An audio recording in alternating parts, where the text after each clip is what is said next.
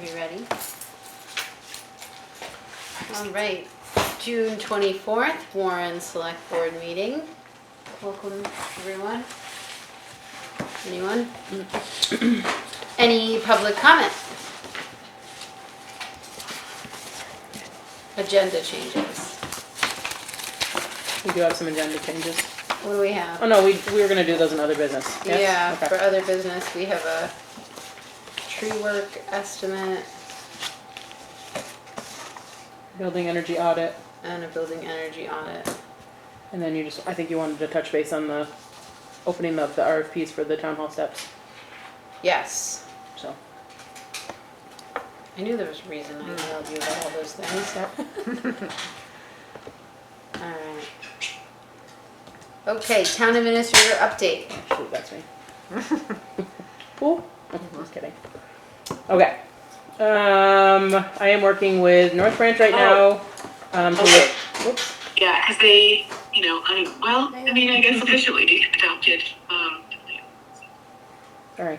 I'm working with North Branch right now to look into nonprofit licensing for all the different software that we use. Because right now we're paying for individual licenses for each computer, and it just doesn't seem like it's a good idea for us to be paying for individual licenses. Whereas if we have one big nonprofit license, so like this year when Ruth had to have her computer replaced, we had to get a new license for her Adobe and for her Microsoft and all of that stuff. Right.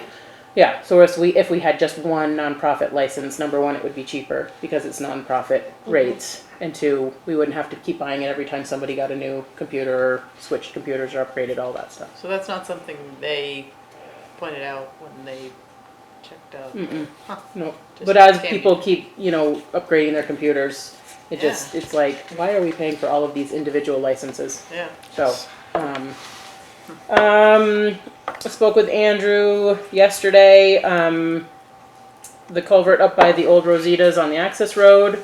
It's been cleared by Kingsbury and water is now flowing. However, it continues to become obstructed with debris that comes down the hill whenever there's rain and stuff like that. So Andrew would like to proceed with the next phase of the project, which includes jetting the interior of the culvert, conducting a camera inspection, and installing a catch basin with a trash rack.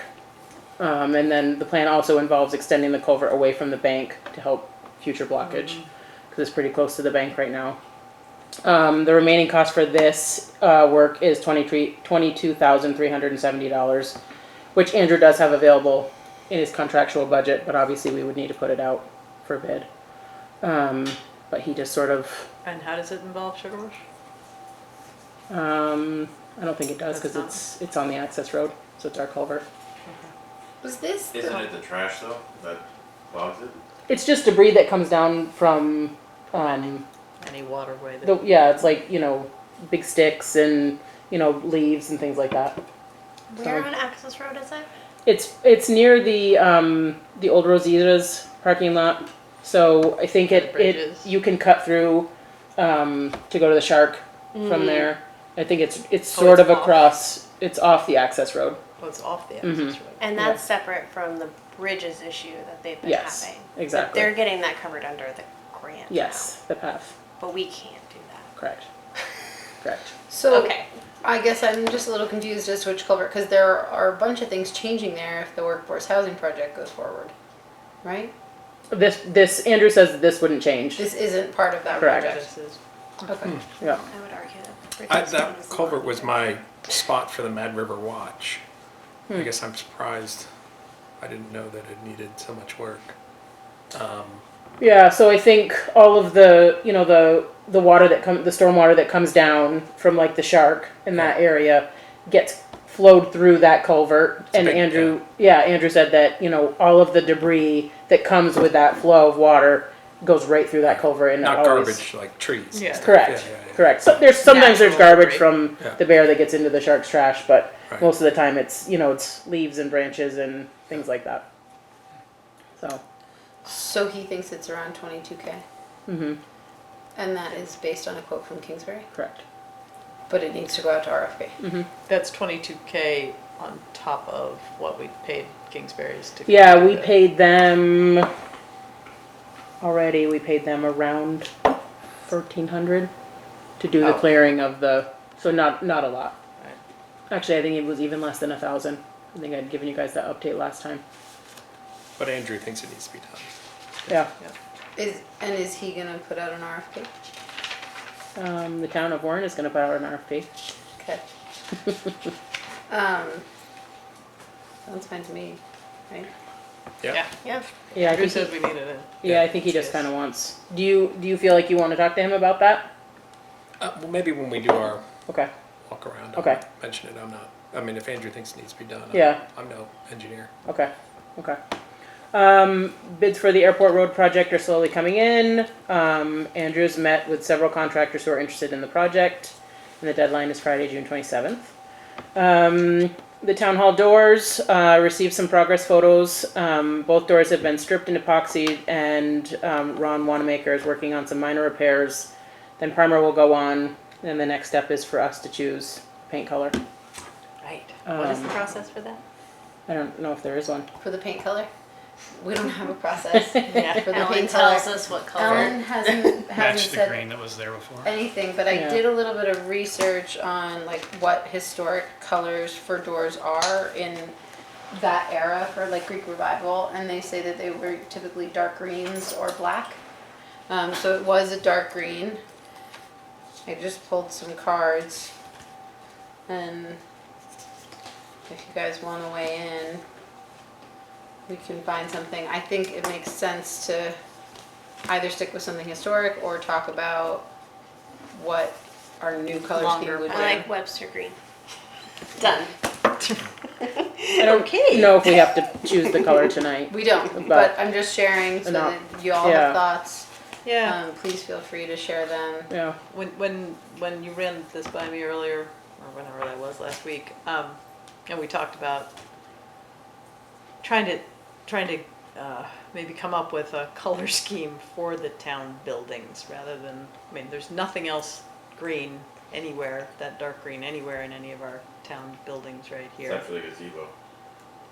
By the, Right, but I mean, visually, this White group and of dark buildings. So, Yeah, you know, what's the should door we be here? I never even thinking noticed. It's like a taupey gray, grayish brown color.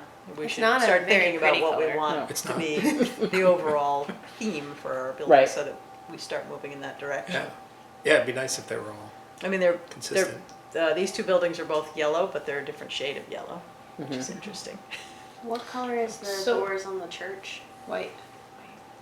From the research that I did historically, from like 1740 to 1860, buildings in Vermont were of the Greek Revival style were typically white or cream, but those are not what we know of white and cream today because they were made with linseed oil, which made them kind of yellowy. So I think that's where the yellows come from, and then shutters and doors would be like I said, a dark green or a black, and then trim was usually white, like the building. So I'm not attached to that, and we talked about how all the buildings need paint jobs soon, and we've sort of tasked Adam Zawitowski with some potential branding Color scheme. imagery. So maybe we ask him to add color palettes to that if we'd like, and it'd be nice to know what y'all think as far as whether it should be historically accurate or Rainbow. Fluorescent pink. Yeah, see, rainbow, pink, I like it. Thinking outside the box. So Yeah. boring. So think about it, and Yeah. you know, Yeah. shoot an email. Tell us your thoughts. Yeah. I think there will come a time when we have to just tell Ron color so he can pay the bills. Yeah. Get the Yeah. backup. So based on what what Jim said to me was he thought it should stay dark green. I was gonna pick something from this color card. These are historic colors from Benjamin Moore, which is what Ron told us to do. The top one looks like the closest. To what it is. Yeah. I think that's probably what it was. I don't personally, I like the blue-green better, but that's why it's, I like the one in the middle the best. I like them all. I don't like any of them. There you go. We got it. We're gonna have to Gotta rock, cover it. paper, scissors this one. Yeah. But when do we think we need to make that decision? I So that think we don't end up, probably soon. I would say like, soon. sooner than our next meeting. Like Yeah, Friday? probably. Like by Friday. Like maybe sooner. I don't really know. He didn't tell us. He hasn't gotten back to me with he was going to give me a progress update besides just that they've been stripped and epoxied. The doors are not going to be ready for the 4th of July. I don't believe so. Okay, No. so we're not working with No. that deadline. No. No. But we can No, but if delegate it's the decision painful. to somebody? Can we say, we think you should make the choice, or you, or, I don't need to be involved in the choice. I like them all. Joel I and like all Devin green. That Choice. How about seems that? like something the Historic Works for me. Society should make for us. Well, I think we have the knowledge from a historic perspective. The Right. question is, do we want to follow that? And if we do, and we want to think about what our color scheme is moving forward, maybe we just keep those parameters in Yeah, I mind. think we should come up with a solid, like a nice dark green that works. Yeah. Yeah. What are the colors in like doesn't the Warren Library have a logo? It's blue. Blue? Blue and cream color, I think. Nobody knows, but we Wow. should have a logo, I'm and it just- should dictate the colors. I'm just wondering if they ended up putting like a sign out there eventually, would it look nice? Well, right, yeah, the other thing is the signs, there are 2 signs on that building that are black frame Mhm. and white writing. Yep. So, Which is It's at sort of least a- in keeping that's- with our signs. yeah, and, right. So would And a wood, black if we door went look with the better? dark. Camilla had Well- suggested that at one point. It's just we thought it was kind of severe. It is kind of severe. I mean, if we did the greenish color, I think at least, then maybe the signs will be redone eventually, but sort of stick with that darker. Yeah. I mean, the new signs for the welcome signs that Wood and Wood are doing are all black and white with a Right. little touch of gold Right. in them. Yeah. Right, I went and saw them today, so they're looking pretty nice. right. So Black and white is, something to think about. I Nice. think Pretty black would be classic. sharp, but We'll discuss it. you guys can think about All it. right. The other thing good. to think about is that dark colors attract a lot of UV. Yeah. Anyway, The library's working on their float for the parade. I've given them permission to leave the trailer alongside the municipal building so that it's out of the way and it doesn't take up, the trailer's actually pretty small. I thought it was gonna be this big, long, So, that's what that is out there. Storm drain on Brook Road. There was some site work, that was recently performed at 166 Brook Road. It's the big white, rental house that's sort of across from John and April's house. Oh, yeah. A contractor removed an island from the driveway without first consulting with the town. This work left a storm drain exposed, which is now significantly lower than the roadway and poses a serious hazard to pedestrians, cyclists, and vehicles. We've asked the contractor to correct the issue by putting a berm around the height difference so that it clearly indicates that, that's a problem. As of now, the issue remains unresolved. In the meantime, Andrew and the crew have placed cones around the area to mark it as a hazard. Sorry, a private property owner had work done. Correct. That But it was in the impacted our town's road. right of way, and they didn't ask permission first. So, while Andrew agrees that the storm drain needs to come up, it wasn't an issue. This issue didn't exist until the site work was done. So Andrew, it wasn't in Andrew's scope of work for this summer. So it would be something on top of Andrew doesn't have the means to bring that storm drain up. So we'd have to get somebody is it here off to do the it. roadway? It's right along the edge of the roadway. Right. So In the shoulder kind of area. yeah.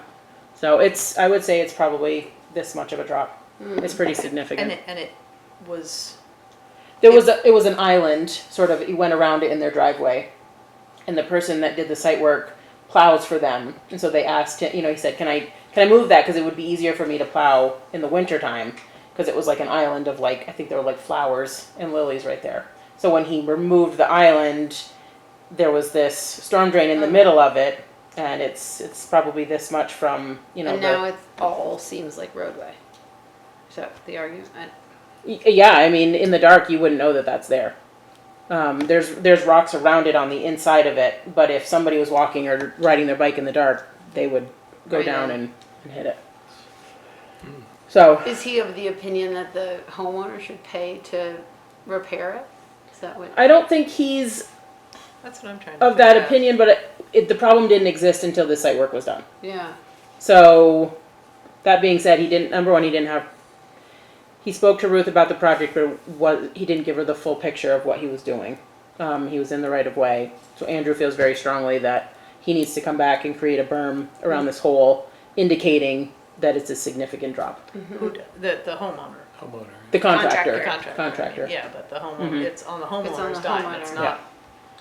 Right. But, How much- but you're indicating that there was something that the town might have been responsible for before that? No? This wasn't an issue. Okay, so then it shouldn't be a town issue Right. at all. I'm just updating you guys that Yeah. this is what's happening. Yeah, no, I mean, he was just saying he Yeah. doesn't have it in his scope of work. Right. Andrew agrees that the storm drain needs to be brought up to road level, but the problem didn't exist until they took all of this. And that would have been done. Debris away. If it had been an issue, it would have been done when we paved Brook Road Right, last year. right. Exactly. Which means it's not slated to be done for another 7 years. Right. And Andrew said, we could have somebody come in and raise that up, but Andrew doesn't have the means to do that kind of project. Right. So we would have to hire somebody, and it's not in his budget to do So that. can the contractor fix it to a degree that it's fine for this year and we can put it on next year's schedule? Basically, the contractor has got to get in touch with Andrew once he goes over to fix the project, and it needs to be done to Andrew's approval. And the homeowner's been made aware of that. This has been a Ruth issue. A Ruth and the contractor and Andrew. So, and I just got caught in the middle of it. So you'll keep your finger on the pulse I and will. let us know. Yeah, Andrew gives me updates every day. So, just letting you guys know. If you Yeah. see the cones, that's what it is. Don't run them over. Don't run them over. And don't fall in the Don't. hole. Yeah. Bollards by the pavilion ramp. I think we have this on the agenda to talk about in a little bit, but there's a concern that the railings for the handicap ramp could be struck by a car, by a plow, whatever. So it's been suggested that the town install bollards for protection. Taylor Corrigan has offered to install granite bollards that he already has on hand. And additionally, he's received a quote from Capital City Steel for 2 bollards at the cost of $800 for those. But then we would have to hire somebody to install them. I don't know what Taylor's plan was for the granite bollards, but we can talk about that Yeah, when we okay. talk about the Yep. pavilion. The ARPA reporting for 2025 has been done, and all of the projected numbers to date have been updated, and we won't have to do it again until 2024. 2026, 2025 Oh. numbers. Say that again. So all the ARPA fund, so every year we have to do ARPA reporting, Yeah. and so I think you guys were getting, emails about it, that we hadn't done it. I didn't have a login, I had to use Dana's login, it was a whole nightmare, but it's done. I worked with Katie Buckley at VLCT today, and it's done. Great. So, and then the tax rate, there's a possibility that the town won't receive the tax rate from the state before our July 1st meeting. So there's a possibility that we may need to postpone it until the 2nd, or maybe even after the 4th. So, but I will let you guys know as Dana and I learn more information. We could get it tomorrow. Right. We could get it on Friday, and then it won't be a big deal, but at this point, we haven't received it yet. So, but we will let you guys know as soon as we know. And then Harvey stopped this afternoon, and worked with Dana and I on a few questions that we had in regards to the tax rate. And Dana has sent him the spreadsheet so that he can begin working his magic on that. And he's planning to help us facilitate the conversation at the tax rate meeting. Nice. Sweet. So, yeah, Thank we're you. very appreciative of Yes, that's awesome. that. Yeah. And that's it for me. Sweet. Cool. Anybody have questions for Rebecca? All right. Green Mountain Stage Race. Gary. Yes, hi, good Hi. to see you all. Hi, Gary. And new people as well. Harvey, Yeah. Joel, Yeah, hi. Gary. Hey, Gary. So I organized the Green Mountain Stage Race. This would be the 25th year, except we did have 1 year off because of COVID, so 24th year officially. I just got to make it to 25. Hanging on. Anyway, so yeah, there's always challenges. Last year, the work that Tom was having done on the road meant we ended up going up by the Blueberry Lake for a finish. this year. The year before that, we had an issue with Waitsfield was doing some stuff, and that kept us off. And, but now Waitsfield's finished their paving, so the paving is really nice all the way along the course. I don't know about this spot where the person just did the work, and now there's a big drop, but other than that, the pavement's been really good. So I'm hoping that we could have stage one start in the village again on Friday. It's August 29th, and we'll just go up and finish it by Waitsfield Common Road. Same format as before, it's one person at a time, and it'll take, we go every 30 seconds. We do have little breaks between groups, but that's the race. And we'll start at like 8:30, we'll set up a little bit sooner, but start at 8:30. We'll have fencing up. We'll have the town constable helping us as well, because where they come out to stop traffic. And we have officials, USA Cycling officials, that'll be on motorcycles that make sure the riders ride back single file. That has not been an issue in years, but in the past it had been an issue, so we tell them they'll get penalized if they don't ride back single file, Yeah. so they ride back that way. I'm trying to think if there's anything else exciting. No, it does bring probably about, we have around 700 racers, so it brings 1,400 or 1,500 people into the village during the day. I know it's a very busy day at the Warren store, at least, so they're happy about that. I also buy all my lunches because I have to feed all the officials. Jeff has to eat, other people have to eat, so I buy lunch. So it's a good day for them anyway, in the end. And I think it's just, I hope it's a good event for the Valley. It brings all these people here, and probably 96 or 7% of the people come from outside Vermont. So they have to sleep somewhere and eat somewhere and buy gas somewhere. Good. So they stay here, which is good. And then just so you know, the other days, the next day we're over in Randolph for the circuit race on 1212A. And then the next day I've asked for that too, we come down from Mount Ellen and over the Middlebury Gap typically and finish in the top of the Appalachian Gap. We have the gap closed for several hours for that finish. And then the last day we're normally in Burlington, but guess what? They have a lot of road construction up there. We managed to work around it last year, but we can't this year. So I tried to do it at Thunder Road. We were going to use the track, the oval, and then outside, but that didn't end up. We had a little trial event there with like 35 people, but it wasn't quite wide enough. So we're going to be going to Canaan, New Hampshire, to a track there for the last day's stage, which for a large percentage of the racers, they come from the south, so they'll just be an hour or two closer than if they were in Burlington. So hopefully that will work out. Registration is open, and we have quite a few registrants already, so I hope it will be good weekend. And people come, I'm always surprised when I look, people from Montana and California, Alaska, and just all around the country get to come and be in Vermont. And it's always fun. I do ask everyone who signs up online to tell me how many years they've raced the race. And it's always exciting just to see that people are coming back year after year. And there are two guys who've done it as long as I have, so this will be their 24th year this year. They told me I can't stop till they stop. I'm not sure if that's going to be a real competition. But so that's it.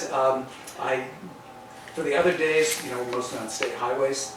We do go up on Sunday, one field will go up the access road, and we just have a King of the Mountain spot, just the pro men's field, go up there, and they just do a little bit of an extra loop. So that's the only other part we're on a town road for the event. So Friday and Sunday. Friday mostly, and then Sunday that little mostly, bit. and then Sunday just that one field. Morning? In the morning. Yep. Yeah. So we start around 8, and that field is one of the last ones to go off. They do that little extra loop, and they do it fast, and they're out of the way. So that's the event. I'm happy to answer any questions. We do get insurance through USA Cycling. The town is named insured on the policy. Everyone who races signs a waiver waiving everything possible, which is good in the end. But that's also part of it. And I think it's gone well the last few years. I don't think there's been anything too much. No? Yes, I think it has gone well. I don't Jeff have any has any questions. No, gone well as far as I know, so. There's always somebody that complains, but When is the first day of And school? About something. I will say last year I did mark, it wasn't a racer, but Is it? the day of the race, a Oh. racer was, or a non-racer, just a I can find rider out. came down and hit that little bit of raised manhole cover at the bottom of the road up to the school.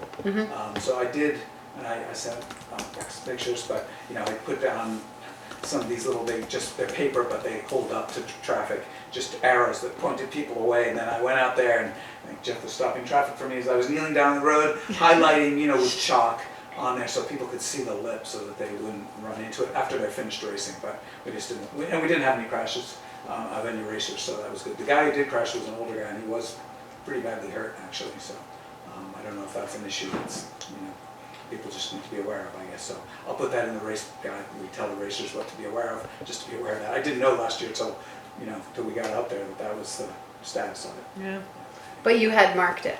I did mark it, yeah, in a non-permanent way. Yeah, yeah, So, no, that's you know, good. That was fine. I think, and again, everyone saw it as a result. I put down, I think you have the picture, I don't know if you've seen it, but quite a few of these little arrows that, on the roadway, so people would be. Should we put cones there? Or? Yeah, I mean, codes, Cones it's in the road, so. It's in the road, it's it's in the middle of the road. Yeah, Oh, sorry, right, yeah. So But it's flush now, isn't it? Hasn't it been? It's still got a little bit of a lift. Which is I mean, they're Wednesday. Wednesday. manholes I find everywhere. Yeah. They're all around. It didn't used to And be this that would be way. for No, Friday? yeah. You, so 2 questions. Do you kind of comb the route beforehand to notice, like I was just thinking about that manhole thing. We didn't notice because we were. Right, no, so- I did know about it, so, I knew there'd been an ambulance call out there and. But, yeah, but I mean, Bradley, if there was that hadn't everything. happened, do you kind of? Yeah, we do go out and, Yeah, we make sure we ride it, sweep if there's, if there's sand that gets out on the Yeah. course, we'll sweep up at, the corner going up to Plumpton Road or, at the bottom of the Rock Street Gap, or wherever it is, we'll just try to make sure the roads are swept. We do very neatly stencil the distances to the finish along the side of the road, but it's very neat. I was just thinking in terms of letting us know if you come yes. across something Yeah, so that yeah. something doesn't happen, if, Right, if, right, yeah. if there's something. Well, it was, it was on the day of, I think I knew Yeah. that from the day before. So when I came over, I was prepared to make sure I could mark it Yeah. in a way that would hopefully keep people off it. And the racers are all licensed racers, so most of them have raced a lot, so they're fairly good at handling their bikes. I mean, I'm not sure they would have fallen, but, Right. this guy just didn't see it. Right. And you can go fairly fast down through there. And the other thing was, I saw in, you were just asking about school, you did say that you kind of time is it on the way back So, or something to do with school I bus do routes? coordinate with the school, depending on how many racers we have, we try to keep the day done before, so we start after the buses have already dropped the students off. Yeah. And then we try to finish before they're out again, they go yeah. out again. But I've coordinated with the bus barn in the past, just to let them know Right. if we are gonna go longer. I think we'd have to have, 800 or 900 riders Right. to go that long. I mean, I would still try to keep it compressed and go from there so we don't, Yeah. run out in the way. But we can also stop if we need to let the buses go out. I just, we'll know in advance Yeah. as we get closer to the end about where we are, so there's Great. that. And then if you're interested in bike racing, we always have this really great junior field here. And I, when I sent this email out to all the people to try to get them to come to the race just earlier this week, I noted that, several of our former junior racers are, gonna race in the Tour de France this year, and Wow. won a bunch of big stage races in Europe or have been on the podium for some others. So it's just fun, to meet these kids. They're 15, 16 years old, and they're 20, and suddenly they're, racing over there, and it's just fun to see it, and hopefully they have fond memories of racing here. So That's awesome. maybe they'll come back and win their pro kit and race here again. Sometimes that's happened. So we'll see. Cool. That's great. Any other questions? Nope. Sounds good. Okay. I think it Great, looks well, so I good. do submit, I did submit the little Application. form for you. I have it here. I have the application, but also there's a form just for the town to sign, because I send it to the public safety to state police. We get a permit for this day, it's not applicable, but for other days, it's riding more than 2 abreast. So I need to get a permit from the state police to allow racers to go more than 2 abreast, because when they are riding, we have a state police car leading and other vehicles, and they take the whole side of the road. It's attached to that. Is that this statement of consent to use Yes, public roads? that's it, yes. Okay. But I'm happy Yeah. if you don't want to sign it now. No, that's fine. just Oh, send it to me. are you wanting to leave with No. this? Oh, it doesn't. Because I can sign it. If you want to, however. If I we can approve it- scan it to Yes, tomorrow. that'd be Do we perfect. have a Yeah, motion that's to approve the application for the Green Mountain Stage Race as presented? Yes. So moved Second. So moved. by Joel, Yes. Second. by Kaylee. Any further discussion? All those in favor? Aye. Aye.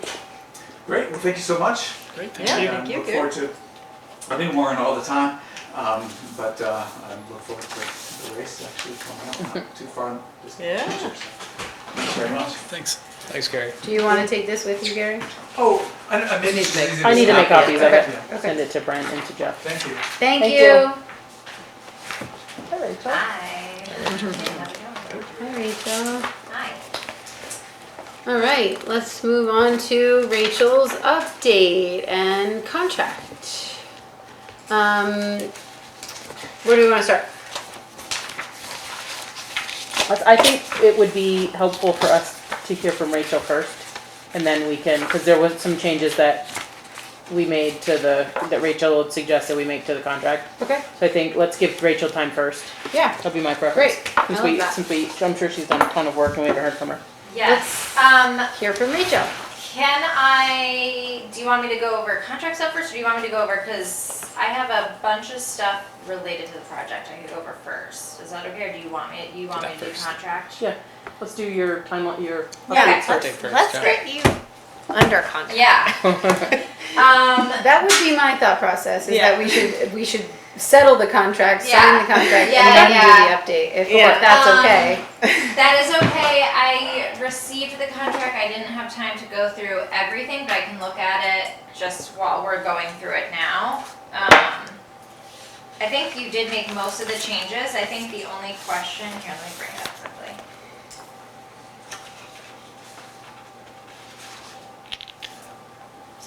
Let's see, okay. One of my questions is if it can be, rather than me as a person, Rachel Gregorian, if it could be under Clark Brook Design, since it's under that umbrella of like planning and landscape architecture and management. I feel like we talked about that. Yeah, And I thought we agreed that was okay. You didn't? Did we?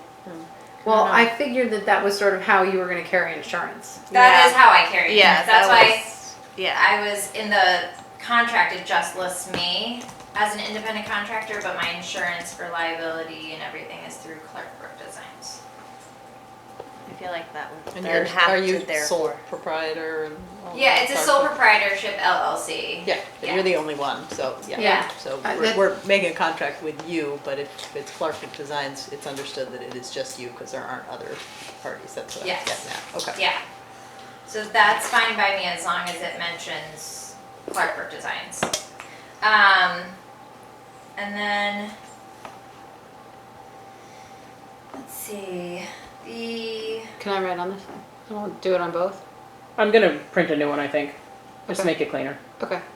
But it's only that top part where it It's lists her just, name. I'm gonna say, and Rachel Gregorian of Clark Brook Designs. yeah, And I think even if that weren't the case, as someone who has a similar situation, your name follows the business, Right. and therefore any Yeah. insurance is available that way. Might also be doing business as.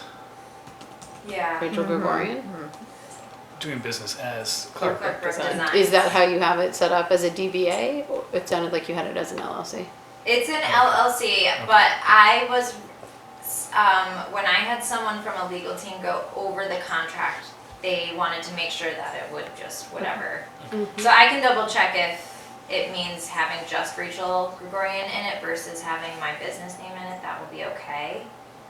No, we can print a new one. We're just Okay. gonna read, and Rachel Gregorian of Clark Brook Design. Cool. Is it design or designs? Clark Brook Designs with an S. With an S. Okay, and then, let me see here.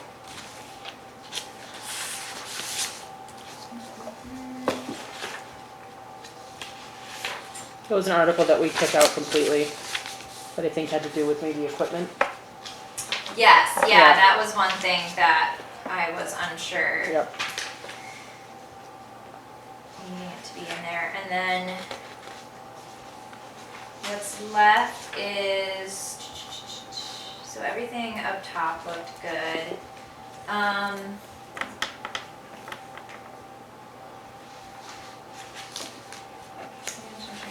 Yeah, so up above, I mean, that has been put into play, that structure is in, so that's all good. Oh, one question I did have was, so for grant funding, we've talked about it, and I know it's stated in there, all grant funding will be dispersed by the town if necessary, unless otherwise agreed upon with the town and the Warren PTO. I think I've mentioned that some of them, it just may make sense to go through the Warren School as a nonprofit when it calls for a nonprofit, whereas when it calls for municipality, we can go through the town. Because there are some that don't have municipality but do have nonprofit, so it'd be good to have that. And then if funds do go through the town, is there I guess we can figure out where those funds are going, if there's a specific spot for that, if it doesn't get lumped into like one of your larger budget line items, how is the money going to be if we go through the town versus, I know at the Warren School, they have a Yeah. playground fund that everything gets funneled into. The Warren School or the PTO? The PTO, Okay, so the Yeah. PTO is the nonprofit that you would be Yes. going through, not the Yeah. Warren School. Yeah. correct. And they have an avenue for holding grant funds and then dispersing them. Well, Yeah. grant funds are reimbursed. Would- Typically. Yeah. Yeah, yes, so we would get fundraised money and that would go in and then we would send that money out to whoever Mm-hmm. we're paying. So that would probably go in our Parks and Facilities Fund.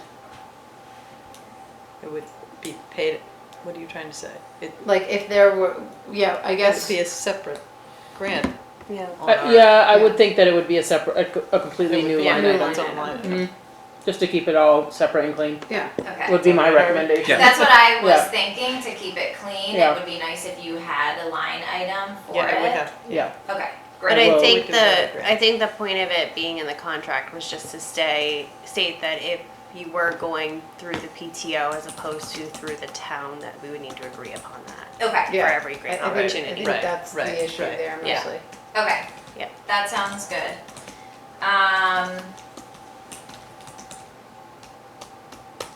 And then everything else looked good.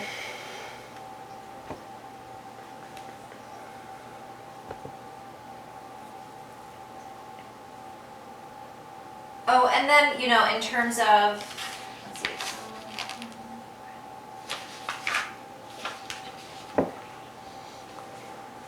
Okay, and then my understanding too is like the project, which it's called, that is just the entire master plan we're referring to, correct? Okay.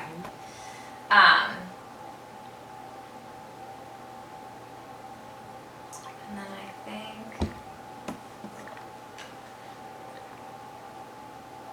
that all looks okay. I'm just down in article, equipment and materials. And I just wanted to make sure, like me just being a project manager, everybody who gets hired as a subcontractor should be liable for their own stuff. Nothing falls on me if like a subcontractor does something. That's not me as like a project manager's liability, correct? well, I'm pretty sure that as the project manager, it's your job to ensure they that they have- are exactly. insured. Right, yes, and that's all well And and that good, they so all then- carry their own insurance. And then And that, if they don't hire them. got it.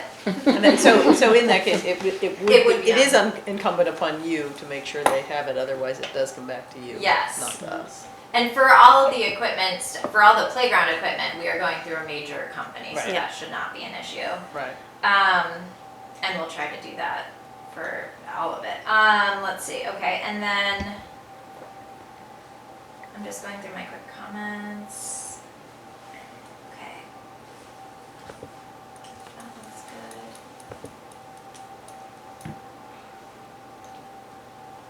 And then it does say, coordinate subcontractors that are approved by the town, so everyone we hire, do you want me to, list those subcontractors to you to make sure that you give the okay?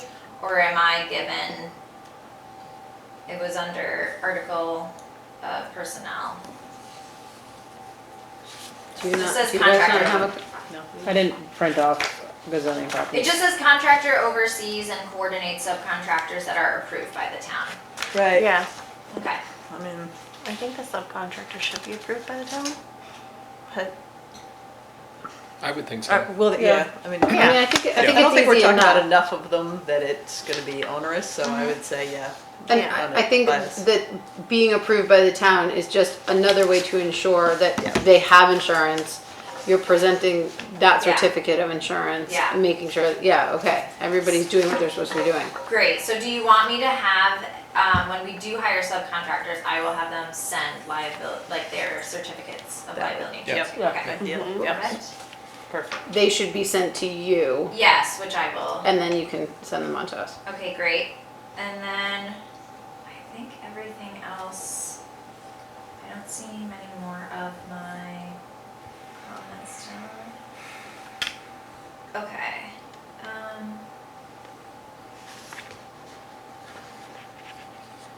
How does this allow for volunteer labor?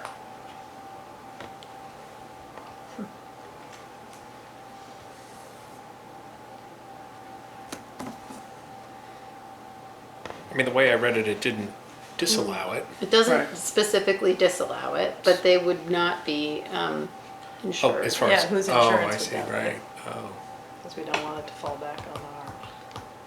But I don't think we have any intention of disallowing volunteer work. Right. I mean, how And- do and yeah, how it do you doesn't guys feel disallow about it. Like with when Jim helped you with the pavilion? How did you Or if business? people help the recreation Yeah. committee up at Does Brooksfield. a waiver, asking volunteers to sign a waiver? I don't think that hurts. The way that, I mean, we carry liability insurance, so if someone working with us is injured, our liability insurance covers that. That's how we cover that. But I think it's a little different. Right. Do we have it for Brooksfield generally for? Well, we have general liability insurance for the town, yeah. for the town Yeah. Yeah, on the property, Including Brooksfield, including Brooksfield. right. But again, the reason we're establishing, we're sort of creating a separation between us and, since we're not managing the work. We're Yeah. not hiring the volunteers, we're not supervising the volunteers, Rachel is. So I think we're trying to set it up so that it's not default automatically to us if something happens and we had no control over it. You know what I mean? Rachel, do you have any knowledge of how the PTO handles that when they have volunteers help with projects? That I can't speak to actually, how we've done it in the past, because we've certainly had, within the last like 5 years, big volunteer efforts, like we put in that big circle garden, not that long ago, and that was a bunch of volunteers that came out to do that, so I'm not sure, I'm really not sure how they do it. That would probably be a question for the president, or even the treasurer. What kind of, yeah. Yeah. Yeah, volunteer work is funny. I mean, we also, with this project, talked about just avoiding completely any volunteer build, just for that reason of like unnecessary liability. That being said, like smaller projects and plantings, Yeah. we may go with, Yeah. but yeah, Yeah. there's no. I know there's been an Yeah, offer for yeah. volunteers to disassemble the other structure that you guys are thinking about taking down, Yes, and I yeah. wonder how that'll work. I don't know that necessarily inhibits our ability to move forward on this I contract, don't but think it it is does, but I think something we it's- should think about. Yeah, And if you think about mentioning it to Jess and Yeah. looping back with us, that would be great. Okay. Because I think maybe it's a matter of, hey, if you're volunteering, please sign a waiver. right. Maybe right, it's as right. simple as that. Okay, Is it a question we should ask the town attorney? Just Yeah, to that's what I was Yeah. thinking. get, because I'm not sure how Or that would. VLCT if Yeah. they, Or a if they VLCT. respond to us. Yeah. I can ask Sarah Buxton, who helped me work on this, Yeah, what her thoughts are. Or what do other Yeah. towns do, I mean, Yeah. yeah. Exactly. And then we should make sure that like all of our committees that have volunteers. Yeah. Follow suit. Yeah. A volunteer policy. I volunteered a lot and I've never signed a waiver. That's Yeah. true. I mean, it would be weird if somebody asked me to sign a waiver, but I guess I would, but. I mean, I guess if there are volunteers, you know, building a garden and they're moving stones and somebody Could definitely get has hurt. Breaks their a back foot out, it's or- like, where does that end up? Right. Yeah. I'll talk to. Yeah. I think this doesn't. World. Yeah, sorry. So it doesn't affect the contract? Right. No. Because I the don't think so. contract doesn't Right. disallow it, Correct. but it's something we Yeah, should we resolve from Yeah. a town I perspective. will most definitely contact them tomorrow. Yeah. It's probably something that most towns don't pay attention to because they Possible. have Yes, other We all things. hope that. Yeah. They don't have as many volunteers as our That's town what it does. is, yeah. Yes. it gets into that gray area of you feel like you're penalizing people for volunteering. Right. I know. And that Exactly. sucks. Yeah. Okay. Cool. Alright, I'm almost at the bottom now. And then the other thing, let's see. For remedies. Oh, for remedies, I had talked about the potential, instead of saying default or breach of this contract by contractor shall entitle town to seek remedies under law as provided. I had offered the idea of it being mutual, replace contractor or town with either party. So default or breach of this contract by either party. We did. Yep. Okay. It says Oh, by it's not both on mine. parties. I wonder if I'm in an old one. Shall entitle both parties to seek I remedies. sent you a new one this afternoon. Shall entitle, yeah, and there it is, it was in the comment, Okay. Great, thank you.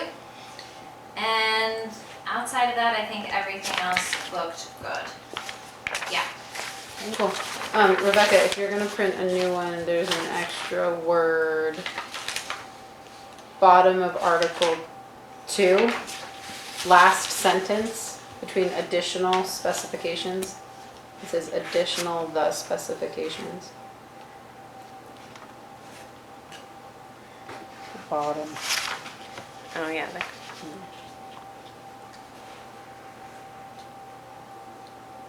I'm not saying it. The very last sentence, the contractor shall perform all services required under this contract.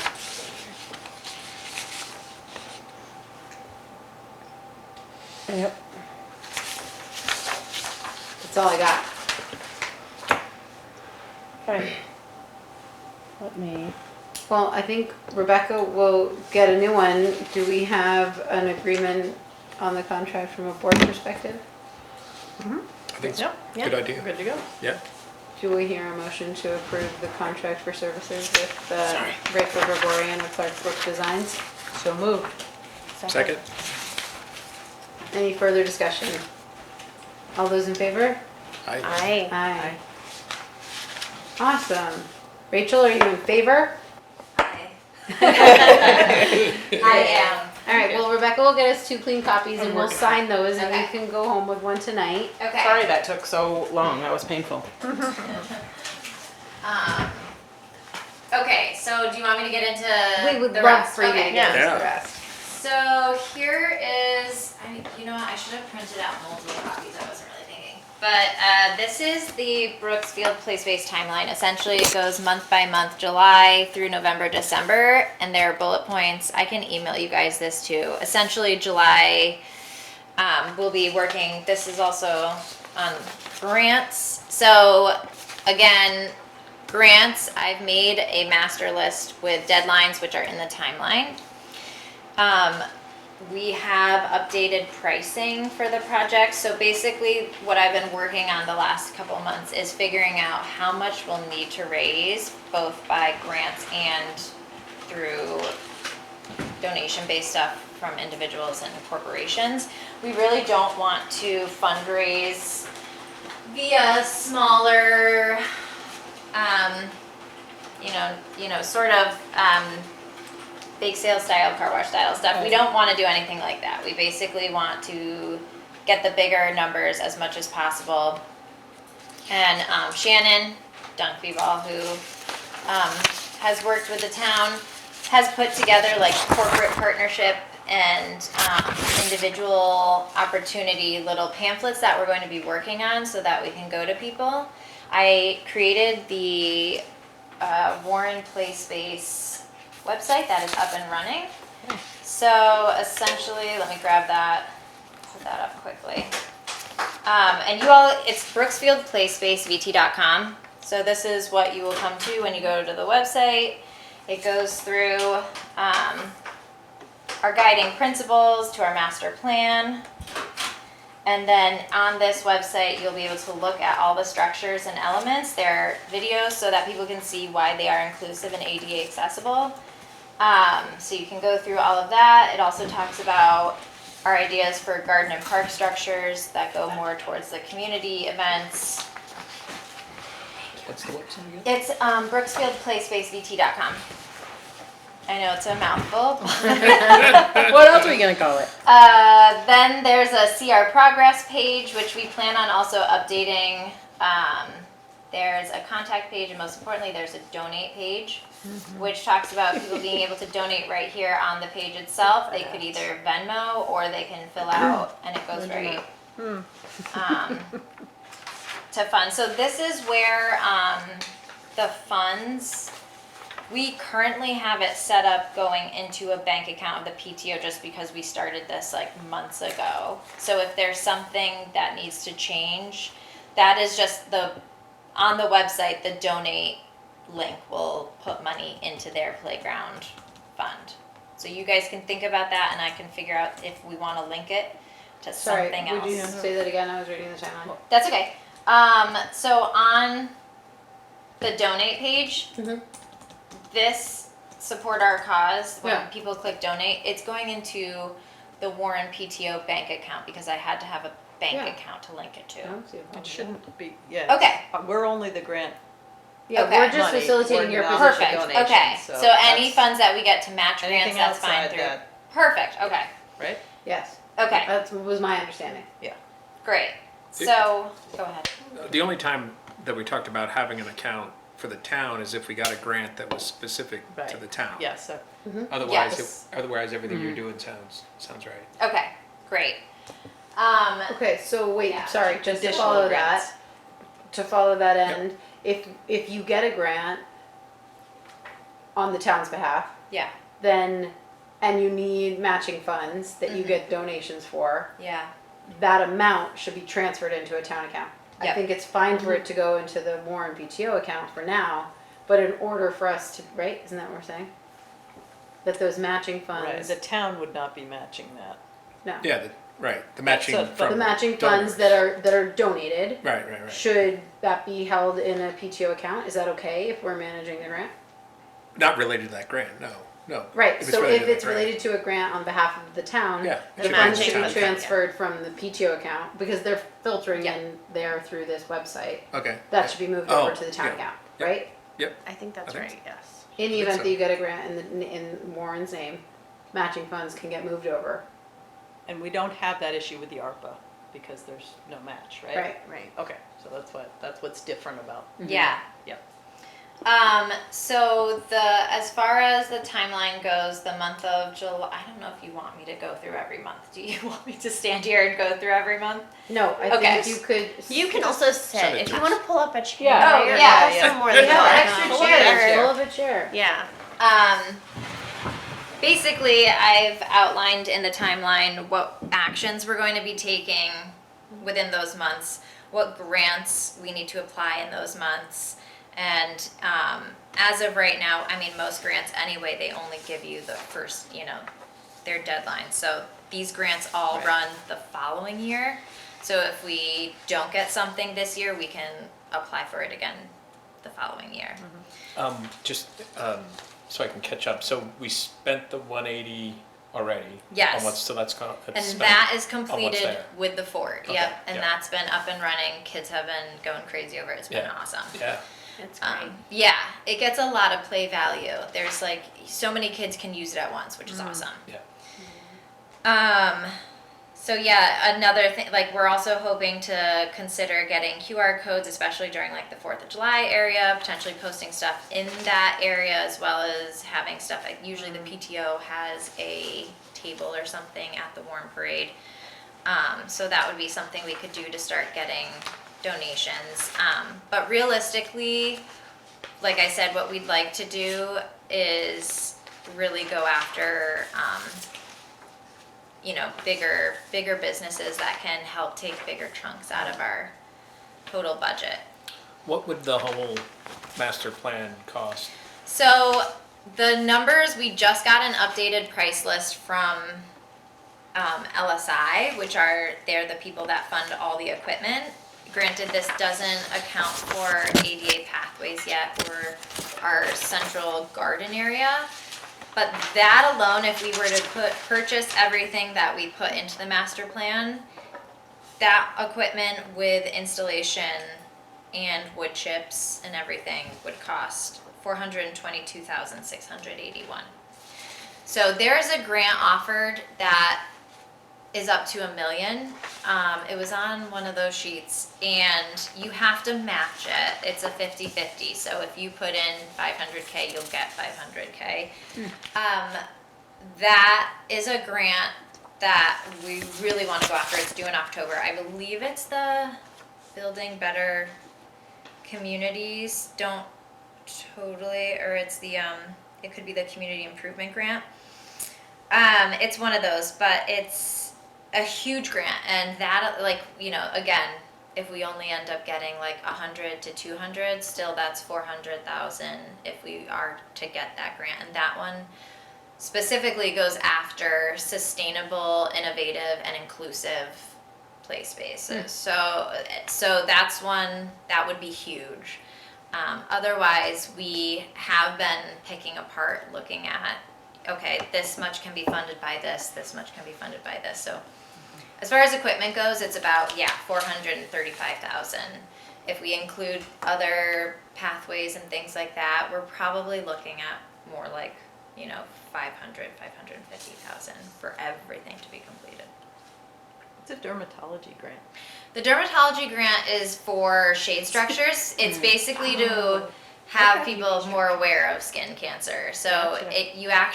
it's through the American Association of Dermatology, and before you can apply for the grant, they actually want you to start spreading awareness and having things posted in that area for the first year. Wow. And then if It's you... a very unshaded spot. That sounds It's great. Yeah, So it's so unshaded. It's crazy. So, and those structures have to be, it couldn't be, something that's slatted. It has to be solid, whatever it ends up being. But the, in the master plan, we have that main central, like, raised garden area, but with a potential to put a shaded picnic area, which we did just apply. It was a really small grant. It was for 5,000 for ADA accessible picnic tables to put there as well, because there's nowhere for anybody to sit currently. There's no benches at that playground either. So the goal is to have a shaded picnic structure in the center of the space, so that when people come, grandparents can sit in the shade underneath. It goes along with the whole idea of it being an ageless space. It can hold birthday parties, anything really, any sort of community thing. Yeah.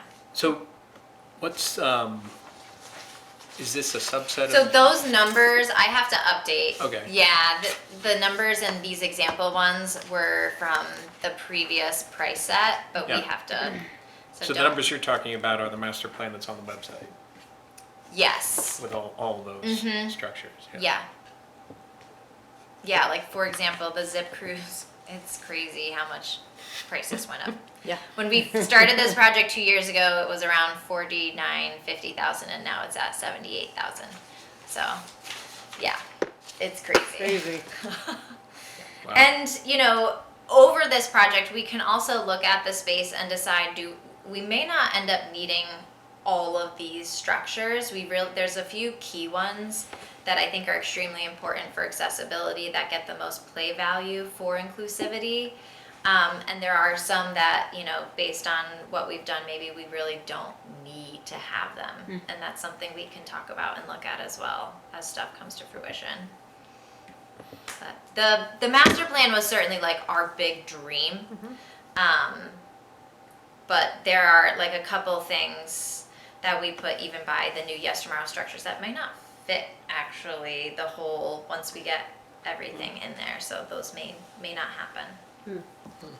It looks like from the website that the pergola and shaded picnic area with raised beds is the next thing you're working on. We would like that to be, because we really want something where it becomes the ageless play space, so that there's a place for everybody to go to, not just having it be a playground. So yeah, that is something, the dermatology grant would be great. We would like to get it done as soon as possible, but it also feels like one of those projects that we're gonna have to be strategic in how we get the funding for it. And it's not one that we can go, we could certainly, we don't have to have someone build it. I guess we could get like a kit or something, but it's something that we'd want to really think about the design for. And the stay mat, having it be like a stay mat pad, that could go along with new path additions and things that we probably want done soon so that everything is accessible. Can you speak to the accessibility elements of the new towers?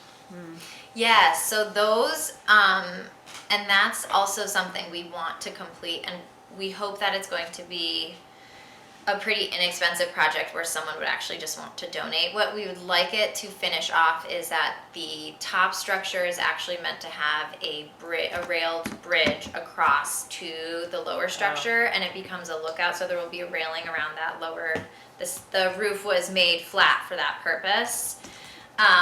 And we want it to be built versus buying like a rope thing, because that's not, it needs to have a chair Right. accessible. So the idea of it is that the lower structure is something that a person in a chair could wheel into and out of and pull up alongside at the counter space. So those structures were meant for imaginative play for younger kids. So it can be a counter space for a post office or, you know, playing grocer, whatever. Those were what those spaces were meant to be, those little huts.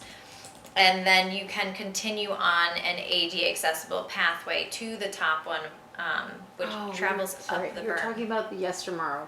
Did Yes. you say yes tomorrow or No. did you? No, I didn't, the one but that's I there understand now. what you're talking about now. Oh, what 'Cause did I'm you like, say? How are you gonna I build think the she bridge was between talking the big about tower the, and the little the tower? new. The first Oh. lane is there. How is the? But yeah. also, Sorry. what you're explaining is cool. So Yeah, finish yeah, what you're yeah. explaining. A person, then they can travel up to the second one and go all the way up to the lookout point, sort of a thing. Cool. Yeah, and we are planning to move the sandbox to that area too, so more and more elements for younger kid imaginative play. Then the forts are geared for 5 to 12-year-olds. That's what the age range was. And for those, the accessibility within each tower, there is a spiraled landing space that allows a person to scoot completely to the top and be able to slide down.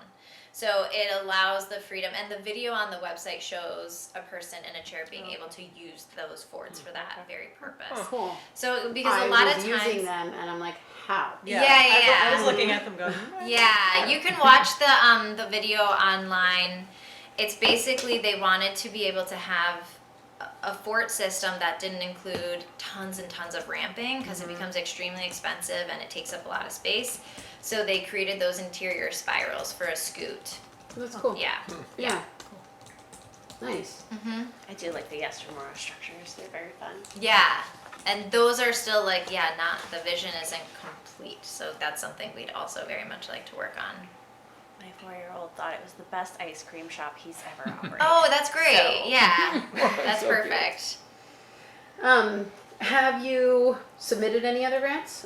You said the $5,000 one Yeah. for the dermatology grant. The 5,000 is Yeah. actually for, it was just the Vermont Spark grant, which just, it's small, but it's money towards something community oriented. So we did ADA accessible picnic tables, which allows, Cool. Yeah. seating for Seating. chairs. Yep. Yeah, we've heard comments. Yeah. Okay. Anybody else have any questions about Rachel and what she's been doing so far? No, I think it's great. So it's just Thank that you. one, Rachel, since those structures went? Yeah, the others are all it's like they're all heavy towards the fall. Fall But and you've winter. got timelines and objectives Yeah. and the corporate sponsorships, I guess that means signage, Yeah. Yeah, in some way. advertising. Yeah, we need to discuss that if that's something that will be the big appeal for places to have their name on equipment. That's what you mean, right? By Yeah. signage, yeah. Yeah, that'll be a large divergence from how it is now. Yeah. Yeah. There, I have seen on other playgrounds that it's sort of like a place marker in one section, just a sign with all the sponsors, sort of a thing, versus having Yeah. everybody's name on whatever they All want the to. things. Yeah. Yeah. I would go that Good route. way to Yeah, yeah. That would be my thought. I just, I feel like our kids are so inundated with advertisements, Yeah. right? Like Yeah. their T-shirts all the time. It's just a walking advertisement.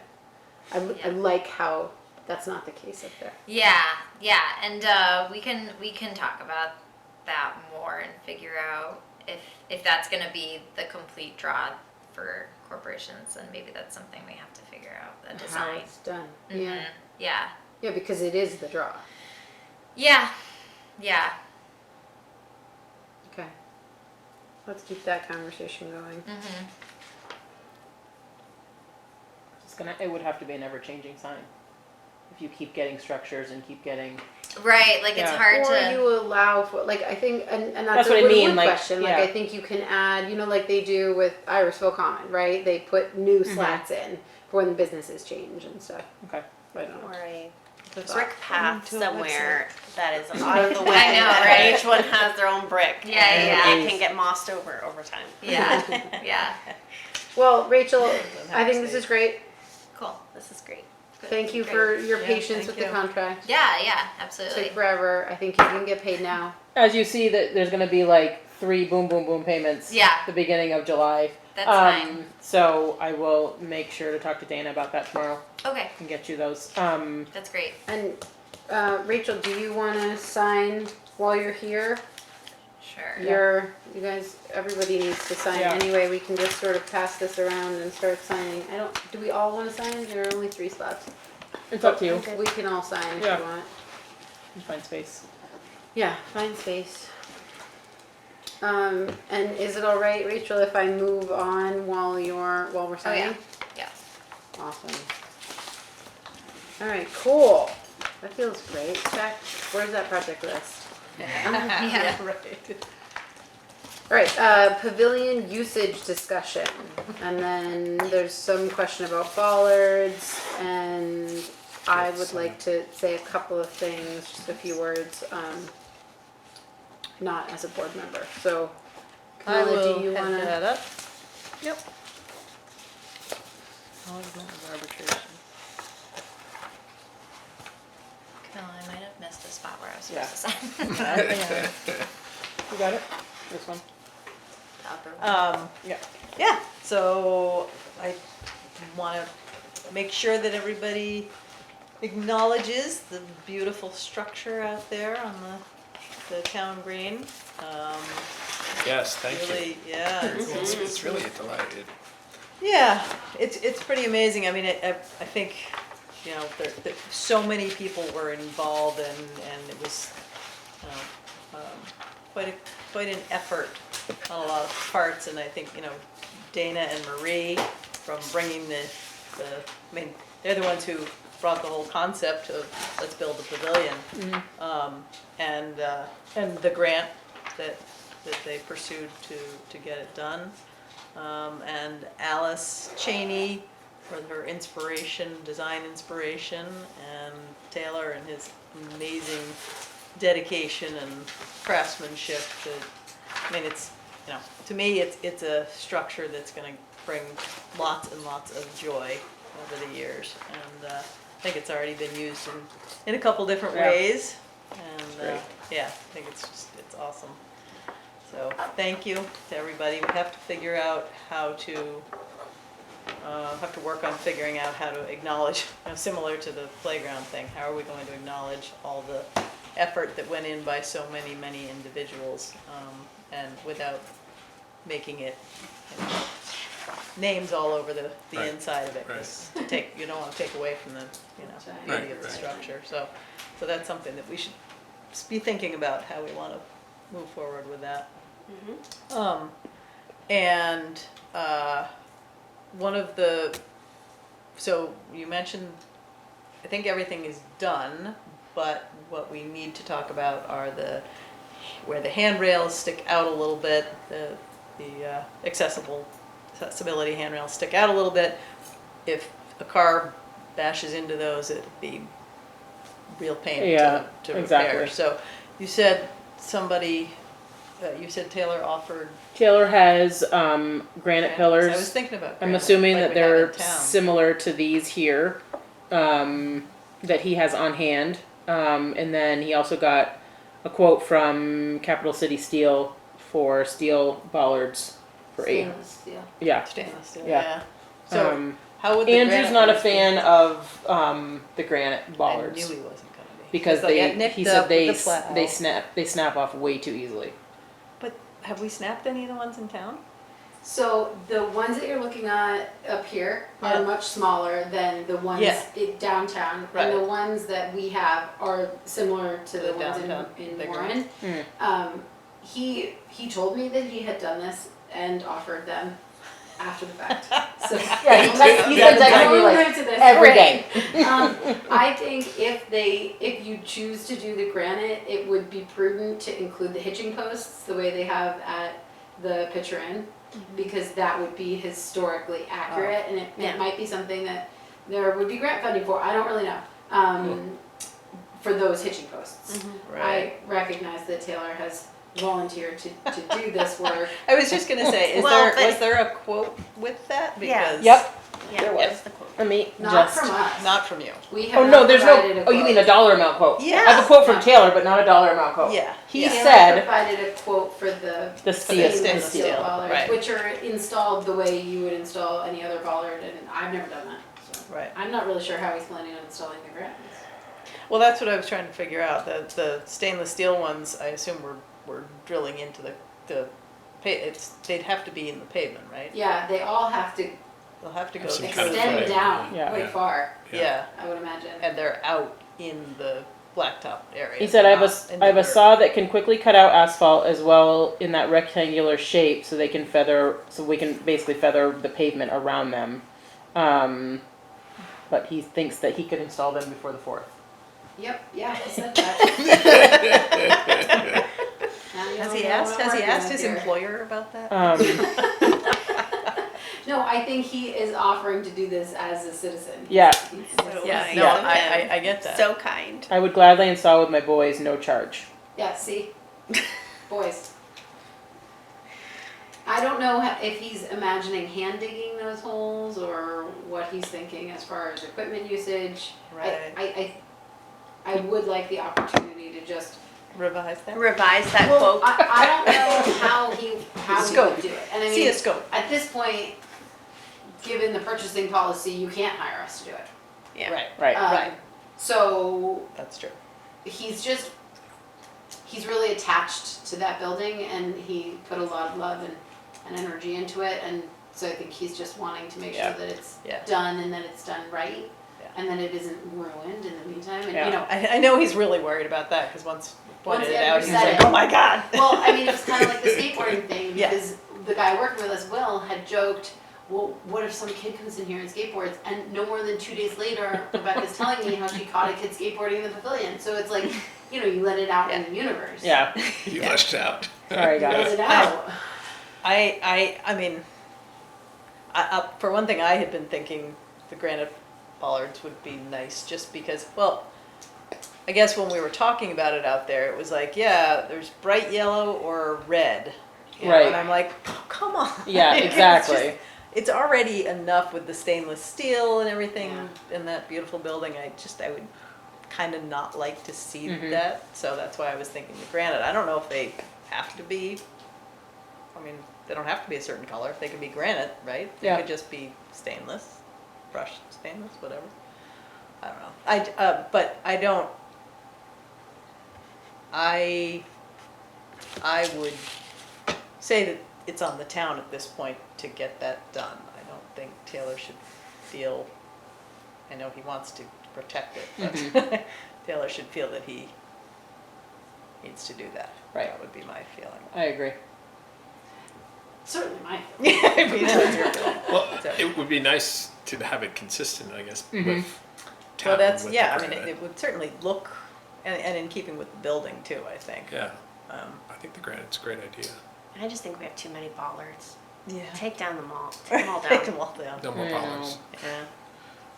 I have a, I don't know that there are any other solutions for just that. as far as that space is concerned, it has been mentioned to me multiple times that, well, there are some who think you shouldn't do bollards at all and just don't worry about it. I'm not sure I agree, but that if you're going to sort of reclaim that space, you might also consider reclaiming between the building and the green Mhm. and turning that back into green space. I just wanna mention that. Reclaim what's. Where the the driveway pavement is. Where the is. Yeah, driveway is where the between the driveway building and the that green. wasn't No, I know, supposed but to if be we're gonna painted. reclaim what space? Well, if you put bollards in front of the railings, you're taking a parking spot. Oh, that far out? No, but they're already like in the parking spot. Yeah. Because of Well, code we talked about requirements, they putting have to extend beyond Handicap the parking ramp. there, right? Mm-hmm. So I sort of feel like that was gonna take that up anyway with handicap and then the striping. I think the handicap would have to be above the bollards and have the striping. And striping in Yeah, front of the bollards, yeah. so, yeah. But, I mean, I like the idea of regreening. I don't know, does a road crew use that road at all? That was the excuse years ago, was that they needed that, Mm-mm. but nobody uses it. Jeff Right. uses it to park there. It's a shady spot. He left. So Yeah, We can talk about it. And we actually don't have them plow that in the wintertime. Yeah, no, Because on Didn't think occasion, so. somebody will drive through that and the whole building shakes when they drive through there. Yeah. So we would not be opposed to I mean, I can't reclaiming think that. what it's needed for. It's kind of useful if you're in that parking lot next to the town hall. Yeah. To like, if you pull if you in, get blocked, yeah. instead Oh. of backing out, you can sort of go through, But maybe we could just But make a little that's- turnaround space instead or of, you you just know, just so you can. manage some Or other- there's that, yeah. Just I mean, come it back is, out. yeah, the parking over there is not ideal. I mean, Right. I never want to park back there because I'm like, what am I didn't even know gonna you were do allowed to now? park back there. But Blair Barn? Yeah. But maybe we, you know, if we did regreen, we could maybe just Mhm. make a little swipe out so that you have something to back into. maybe even push the green towards the town hall a little bit more. Make it a little bit bigger. If it's Um, possible. Okay, now we're really getting off course. Sorry. Oh, so no. Well, don't we have to do a new town plan in like 2 years? We can include that as part of it. Well, we'll pass that on to the planning commission and Yeah. let them start working on that. So the bollards are one piece, and then also, again, back to the skateboarding thing, trying to come up with, and I don't know if you've had any luck talking to whoever Mhm. about some way to perhaps still keep it accessible, obviously. Somebody in a chair or whatever has to be able to get in and out of there alone. But can we keep it from being a speedway? Mhm. It's so tempting for, you know, kids to run down or bikes to run up or, you know, whatever it is. Is there something that we could do to kind of, A gate of some sort. yeah, Because deter of that? why? Because you don't want Because, Kids well, having fun. little kids running out.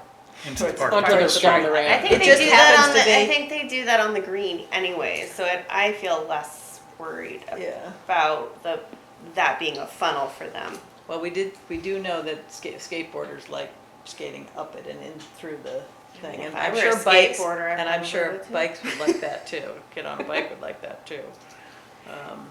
Well, and apparently, Oh, we had a public comment. Go ahead. they didn't have story time last week under the pavilion because there was 2 little ones who kept wanting to run down the ramp. So I got that Yeah, feedback. that's my job, but it wasn't mine. So I just want to say, I think it was brought up when you were meeting with Taylor that if you add some kind of gate, it needs to be handicap accessible. yeah, That's what I was Oh, yeah. saying. So somebody in a chair has to be able Be to able push, to move you it, know, and that sort a of light. gets into the, I think, like electrifying it. I would hope there's a way to do that without making it an automatic gate. Yeah, like a light spring, if it can be just if it's even just a deterrent. It's just a visual deterrent, so it's not just like an open runway. Well, and I had floated the idea a while ago about like, even if it's just like a piece of wood that you could span from railing to railing while the little kids are in there, right? If there's like, Well, you could put a baby gate up while their kids in while there. the kids are in there, Yeah, like right, if yeah, there's a baby gate for that purpose, or I don't know. Right. Yeah, she put a bench there, but it really, somebody talked about putting shrubbery along the side of like the roadway. Maybe that will Curtain. deter kids from, but they're still going to want to go down the ramp. So I think we could really get off topic if we continued that. But yes, Well, I mean, it's only been operating for 2 weeks. A week and a half, yeah. Maybe we should spend some time and collect more data. that's what I was gonna say. Let's Yeah. explore the concept. See yeah. how it plays out. And the piece that I think we should address is how to use it. How how to use it so that it's, discuss whether it's public space, whether it can be rented, whether it can be private at any point. My personal opinion is that it should always be open to everybody. And if, that's not to say that somebody couldn't have a birthday party in there, but they need to know that they can't keep other people out of it. It could be, have your birthday party, but if I want to go and sit in there, I can.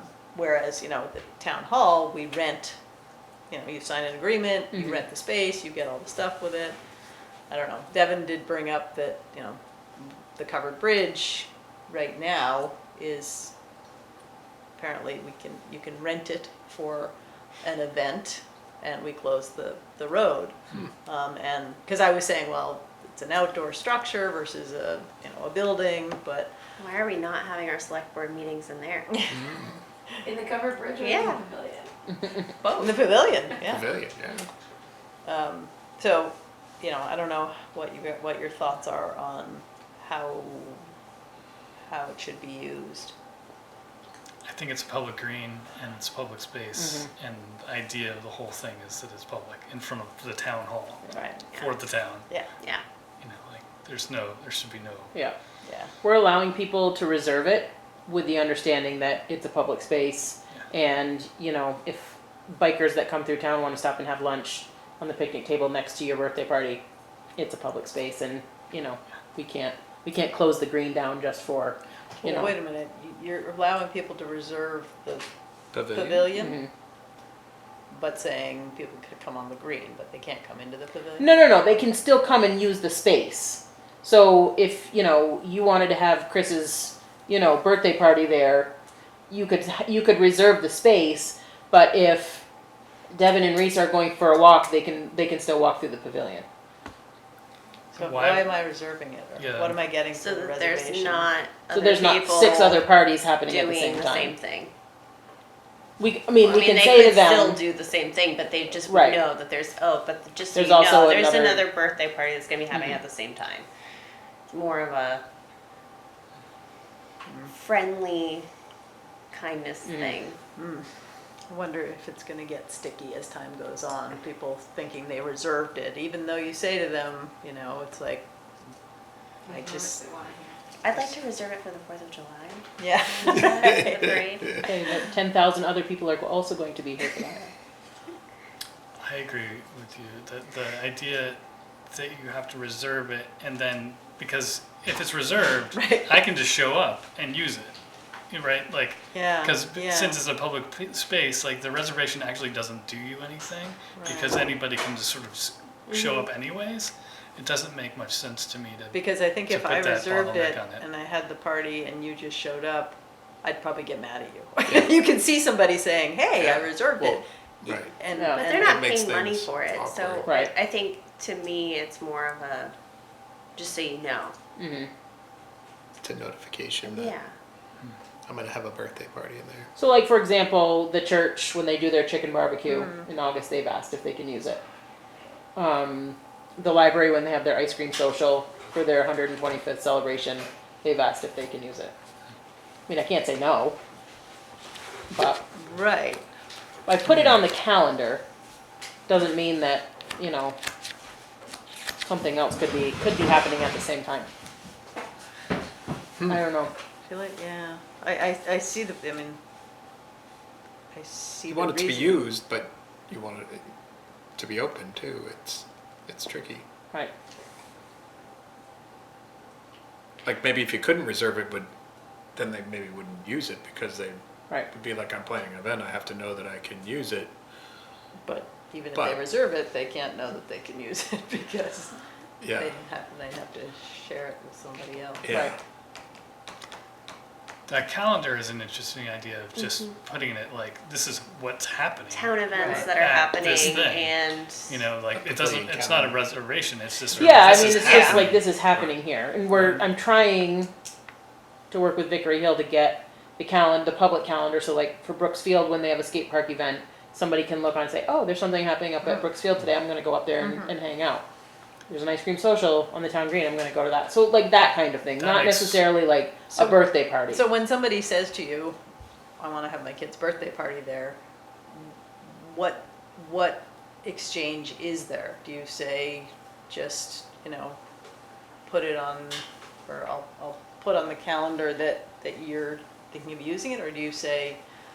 I would probably just say, it's a public space, you're welcome to have a birthday party, but just know that, there's no guarantee that the morning Somebody that you else come won't to have a set up, birthday party, somebody yeah. else might not be using it already. And like, what about the library and story hour? Well, I think that gets to the calendar idea. Like if we have it, if the library has their events and they say in the pavilion, if somebody calls and says, "Can I have a birthday party at the pavilion?" we can say, "Well, just double check the library calendar because they utilize that and just." Well, and that is a distinction I Yeah. would make is for if there's anything the town is doing, Mhm. I think we can reserve it, right? Because it'll be a public event basically. Yeah, By the town. yeah. I mean, the public is invited to any town event, but the town can designate it for a use. I just don't think private parties should be able to designate it for a use. Yeah. Well, and maybe that's how we use it, is we put public events on the calendar, and then otherwise it's open to the public. Yeah. You know, Like it's that. community space, Right. and it's, So the you know, church is not a town public entity. right. I think that's a great way to start. Oh. Have a calendar. They donated Yeah. money to be able to have concerts there. Mm-hmm. Interesting. Well, The church did. did the church, is the church having concerts there, or is that the Warren Arts Committee? That's the Warren Arts I Committee. think it's the who's- arts committee. It's the Arts Committee who's had concerts at the church, Yeah. who would have concerts in that, which would be a town Town. sponsored. Yeah. Right. But for the barbecue, I mean, And they I don't can't- see the church saying, I mean, they invite the whole community to come to the barbecue, Right. so it's not like they're saying, And they do it on the green. yeah, they do. Whether it on the green pavilion and was people there or can not. Sit Yeah. in the pavilion, so I don't think But if that's we had really an a issue, but. town calendar for the pavilion that listed all the town events Right. and basically told the public that if there's not a town event, it's an open space and you're welcome to use it, but as is everybody else. Right. Yeah. Yeah. That works. I'm sure. And see how that, again, let's take some time to Yeah. see how that plays how it out. gets And used. if Right, it starts yeah. getting really Yeah. messy, then we'll We might have to revisit. change it. Yeah. Yeah. I'm gonna be throwing parties in there every day. Great. Just so you know. Oh, that's the other thing. Right now, the lights, do we know what time they actually go out? There's a timer. 11. They go out at 11? Mhm. Can I we can get change that changed to 10? We It's can very get, easy to change. Yeah. I can show Rebecca how to change it. Okay. Absolutely. I think we should change that to 10. I think it was left on until 11 because of the picture-in people. A couple of the bartenders or servers had commented on how beautiful it is. It makes them feel comfortable. I think the lights in the parking lot shut off. they never shut off. They don't ever shut They off? never They shouldn't, Okay. they're all All right. night long. Hmm. So Okay. it's not like they need it for light, to get up here, but they were just enjoying the, No. I just thought they it, commented after Kevin had done it, and so he liked it that way. yeah. But I know how to change it, and the pamphlet that shows you how to use that timer is in the box, Mhm. Okay. and I can give you a run through. Jeff's already looked at it. He knows He how to. knows what's I had someone ask me if the lights could be turned off earlier too. Earlier, yeah. Okay.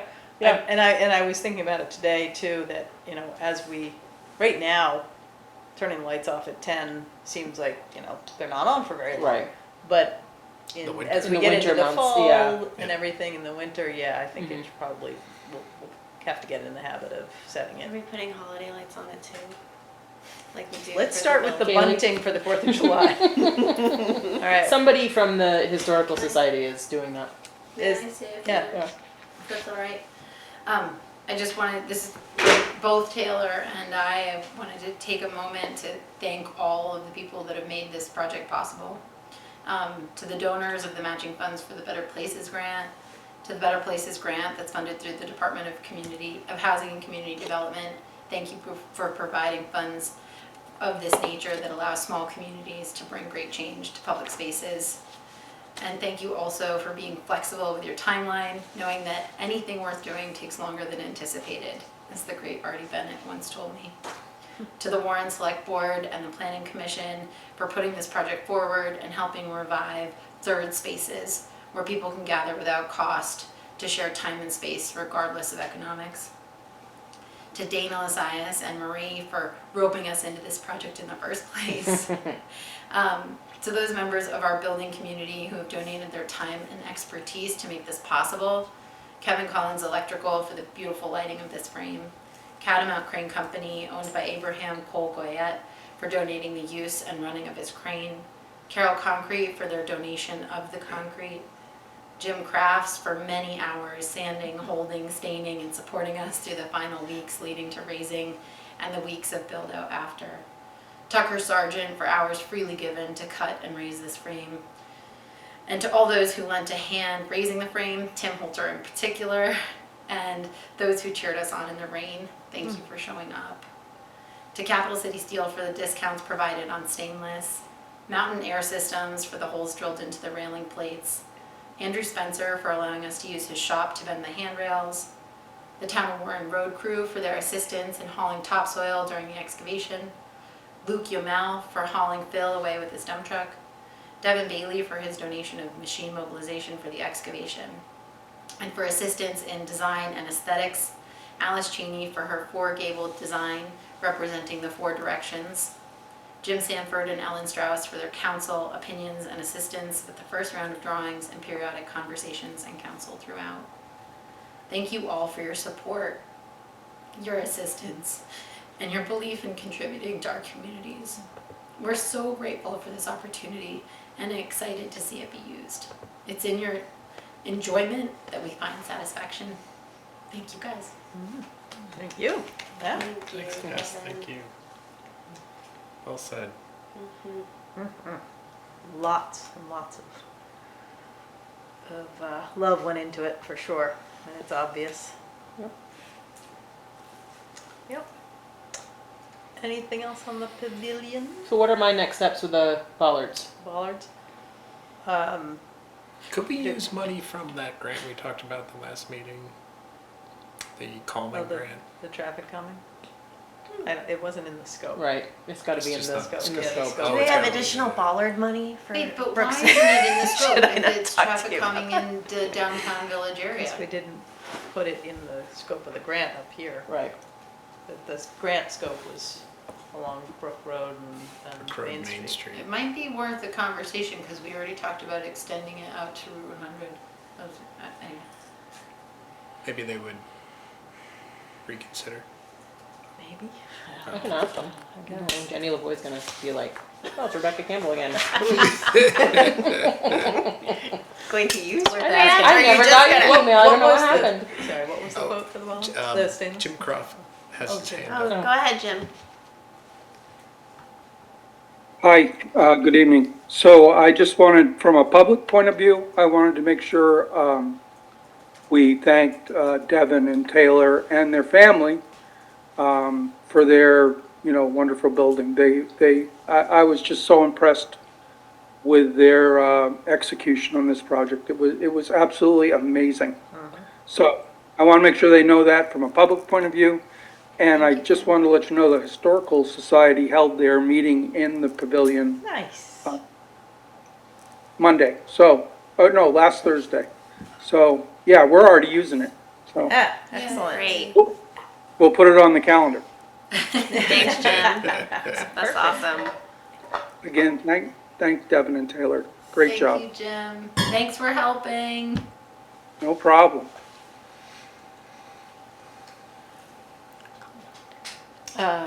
Yeah. I can don't know email about- Jenny and ask her. Yeah, I guess let's start there. Okay. And but Is there are we leaning granite or are we leaning stainless steel? That was, Do you want that both? was not, I'm leaning granite. I'd love to.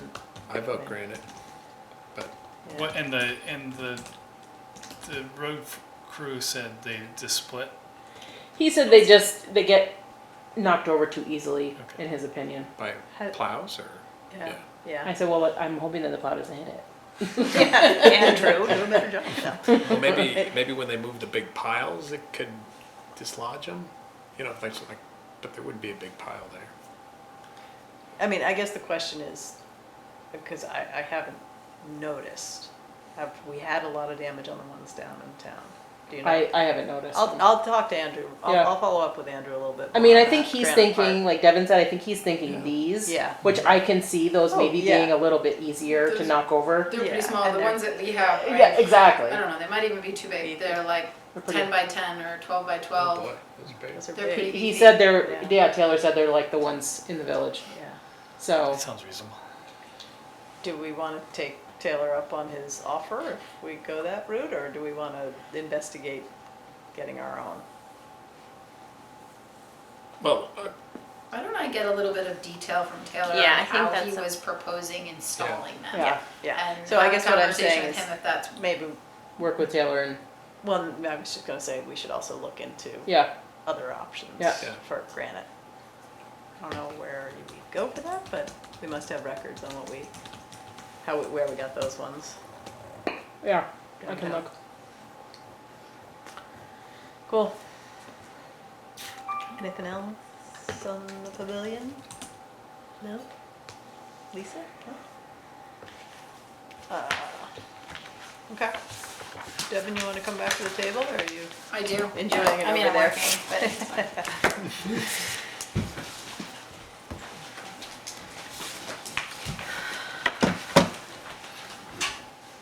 oh, Rachel left some of her papers. Maybe we should leave them with Rebecca, she can put them in Yeah. a folder for her. I do hope she emails those to you. If not, I can scan them. Because I think she said she was gonna update them. Okay. I can remind her when I send the contract. I thought she was gonna stay, wait for a signed one. All right, Not a we're big moving deal. on. But I lost my agenda. Municipal Dev- ethics. Devin, I'm sorry, I just want to interrupt for a sec. Could Yeah. you send out a copy of your thank you note so that we get it kind of memorialized? Yes, maybe I should put it in the paper. Yeah, absolutely, you should. Yeah. I did send it to you, Rebecca, so that you can include it with the minutes. Oh, perfect. And I'll do that. Thanks, Jim. Yeah, no, I'd like to just keep it as a record for the Historical Society as well. Understood. Jim, Yep, can I just clarify something? I think I saw maybe some minutes from the meeting that I missed last Thursday for historical. Is somebody on the Historical Society getting bunting for the pavilion? Did I see that? So, yeah, Marilyn Gall has been tasked with finding some buntings that are appropriate for the building. Okay. We're thinking, we're open to suggestions, but we kind of decided two on, either north-south or east-west, whoever. I'm letting our design committee take that on. But, Devin, I got your note about making sure they tie on versus, yep, I like that. Well, not like that, that's necessary. But Marilyn, yeah, the Historical Society will donate the buntings. We Great. decided. Awesome. Thank So- you. Great.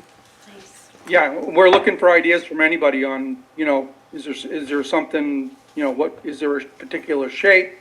Should we go real vintage? Should we go different colors? I mean, right now Marilyn's heading it up. Awesome. Great. Thank you. All right, thanks. Yep.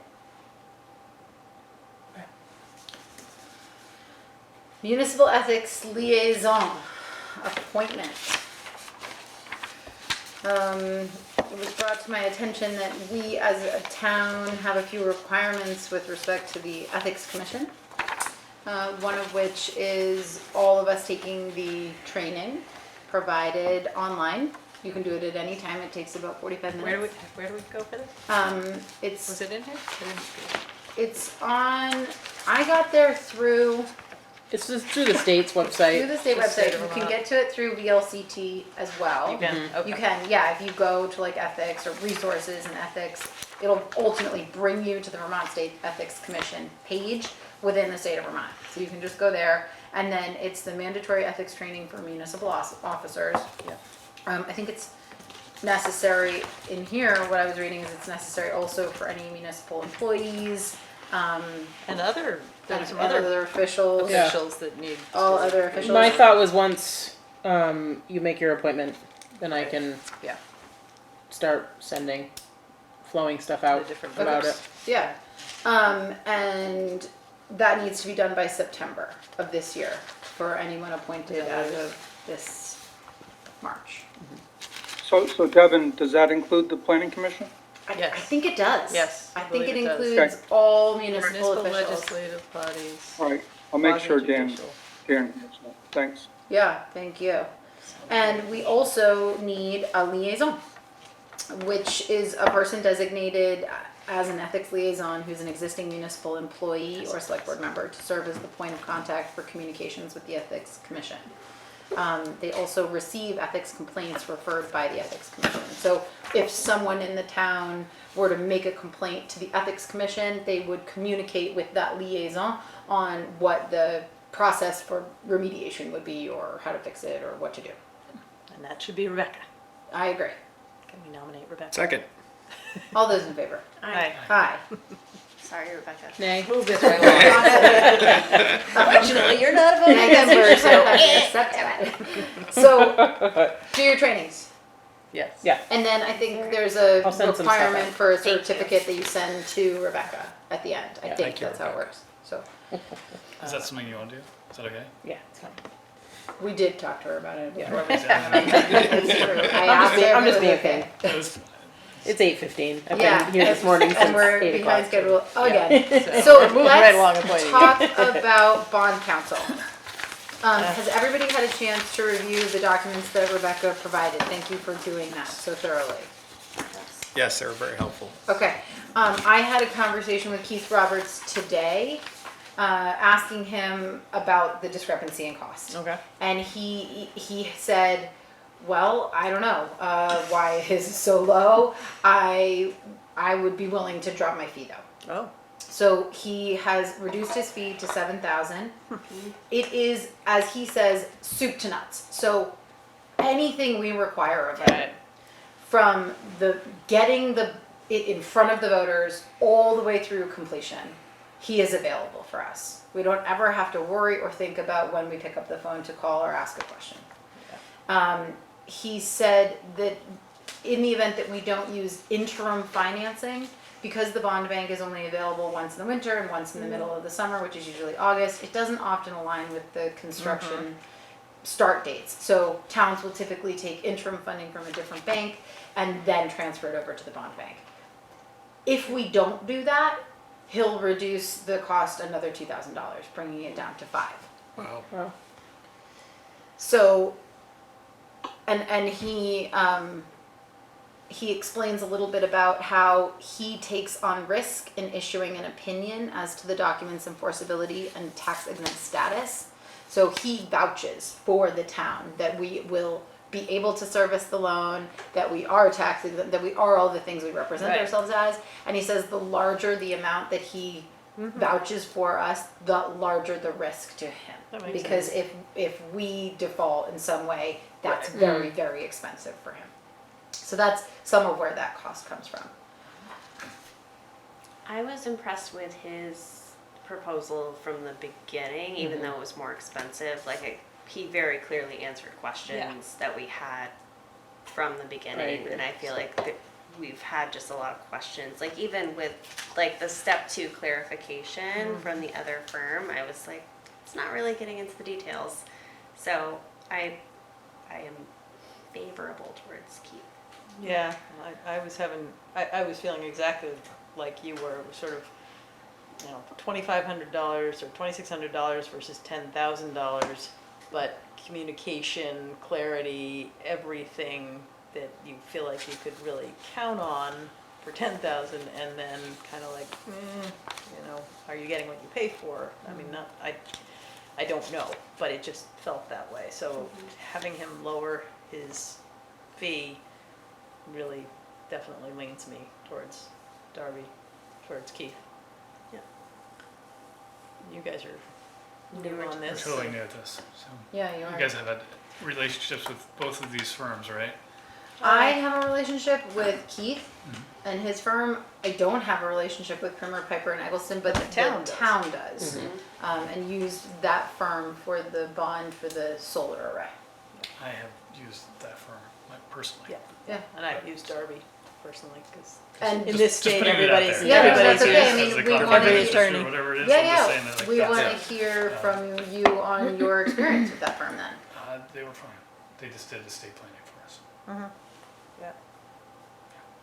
They got the job done. Great. Harvey, do you have any thoughts Well, or questions? I didn't see a cap on Eli's fee, it's just an hourly fee. I guess his No, estimate he was. did do a flat. He Oh, he said did? there would be a Well, flat it's a 600. little No, that was, confusing. the initial language was very confusing. Yeah, right. It was Right. But I thought he $2,000, clarified. right? Or $2,500. No, it's 2,000. 2,000. and then 600 for the, 2,000 for the bond Bond. work and 600 for the, No, another I'm sorry. 2,500 for interim financing. Remember, we were up to 45. for primer? But then he provided hourly rates, which was confusing to us because we were concerned that that wasn't actually reflected in the cost of those two things. Yeah, and then there was some conversation about like if it took a lot longer and.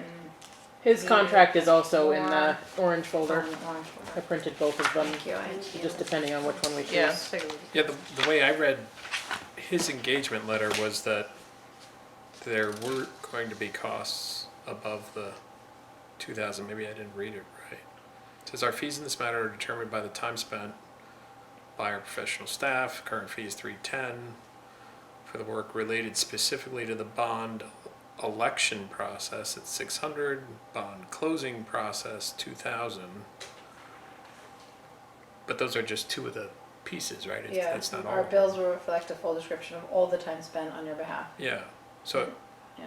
I didn't get the sense that there was any kind of, like, I can't deduce from that what he thinks the total dollar amount's Okay, gonna be. I thought we had gone back and gotten clarification, because Maybe. we had We that tried. question. Yeah. And we, well, then that's even more reason for me, if there's We no, will not charge you for domestic telephone Yeah. calls or Yeah, but- facsimiles. yeah. So, and then in a later conversation, he said if you need interim funding, it would be another 2,500. And he said he was betting that he could get it done in that amount of time, Mhm. right? Those are his words. But I agree, it's not fixed. It's not in the engagement letter anyway. No. No.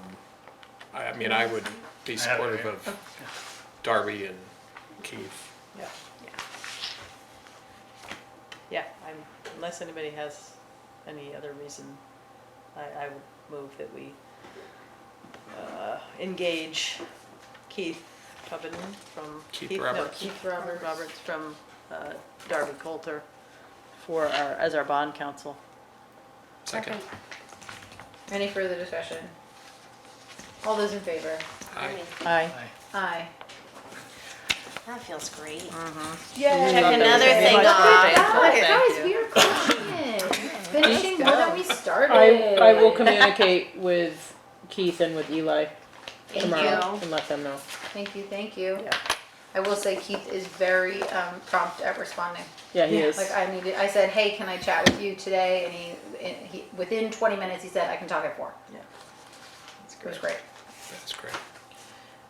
Okay, I lost my agenda again. Town garage update. Town garage. Town garage update. There isn't one. We Nothing meet new yet. with Rearc and Women Lamphir tomorrow. Yes. And the agenda for that is, To receive the first cost estimate from REARC. right? Yeah, and we haven't seen it. Yeah. It has Yeah. not been Let sent us to know us. if your I'm not eyes sure pop out of your head when you see Yeah, it. I wonder if we'll get it. No Just matter send a what, they text out will. with eyeballs. Yeah. And we will share Yeah. the document. So, yeah, and we talked about having it on the agenda for the select board officially, so that those numbers can go public, but at the tax rate meeting, but We don't know when that's when the gonna tax rate meeting will be, Right. so I think the plan, I think what we talked about last Thursday was that you would basically let the other 3 select board members know that this is what was talked about. yeah, share then- the information. and then we would whatever, but then have, as a group, just acknowledge A it, public meeting. to acknowledge, Yeah, just to exactly. acknowledge it, not to and basically what we talked about was, it's just a few of us who will see those original numbers tomorrow, those first round of numbers tomorrow. And we'll forward the information we get to the rest of the select board members. But assuming there aren't any mistakes, because I think the reason to have that meeting with just a few of us is to say, yes, this is what we talked about, or wait a minute, that's not what we talked about, you need to redo those numbers. Assuming they're okay, then we would share that via email with you guys, no discussion would happen, but just so you have it.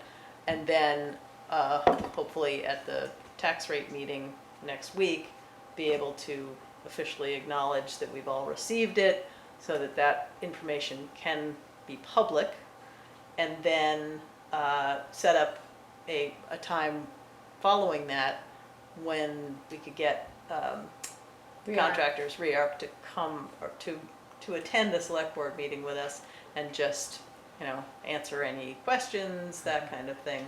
And I think we're talking And about then- whether that's a regular, we have to talk to REARC, like, is that a regular select board meeting, or is it a special meeting in which we have them and we invite the So public? I think we should do that no matter what. I mean, Yeah. I don't know if we have them come to a select board meeting, maybe for you guys to ask questions, but I think there should definitely be a specific town garage public meeting with the With REARC. contractors. Yeah, so I we're just think sort of we're hoping to talk through with them with them tomorrow. what that process will look like and Right. how best to manage Availability that. and timing, Yeah, And that possibly that would be the July 8th meeting if they can come. if they could. possibly. Yeah. Does that sound good to you guys? Something. Great. Yep. That's it for town garage update, Yeah. I think. Yeah. I don't think there's anything else. Other business? I just wanted to say that I am going out of town later in the day on the 1st, and I'll be out of. So if the tax rate meeting does get bumped, I'll have to zoom in.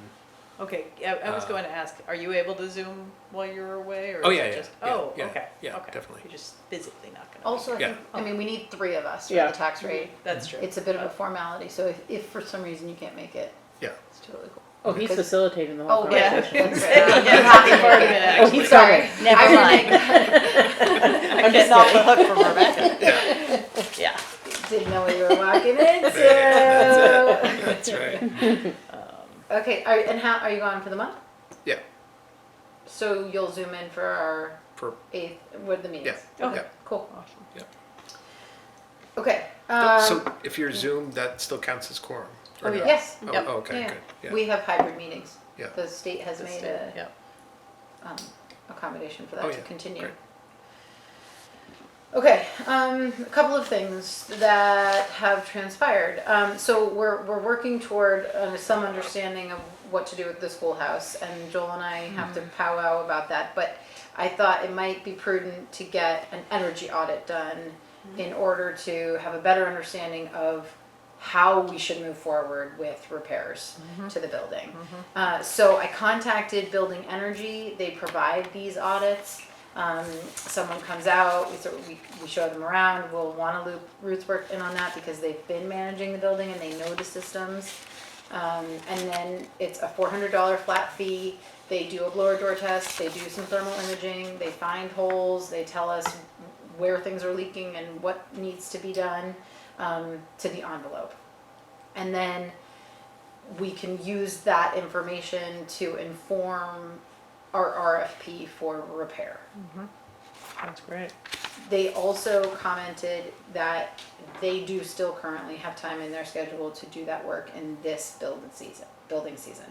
And who is this? What's the name? Building Energy. So while we can't just hire them to do it because we'll go through the RFP process, it was nice to know that a large reputable firm still has Can do it. space Yeah. and it could potentially be done sooner rather than later.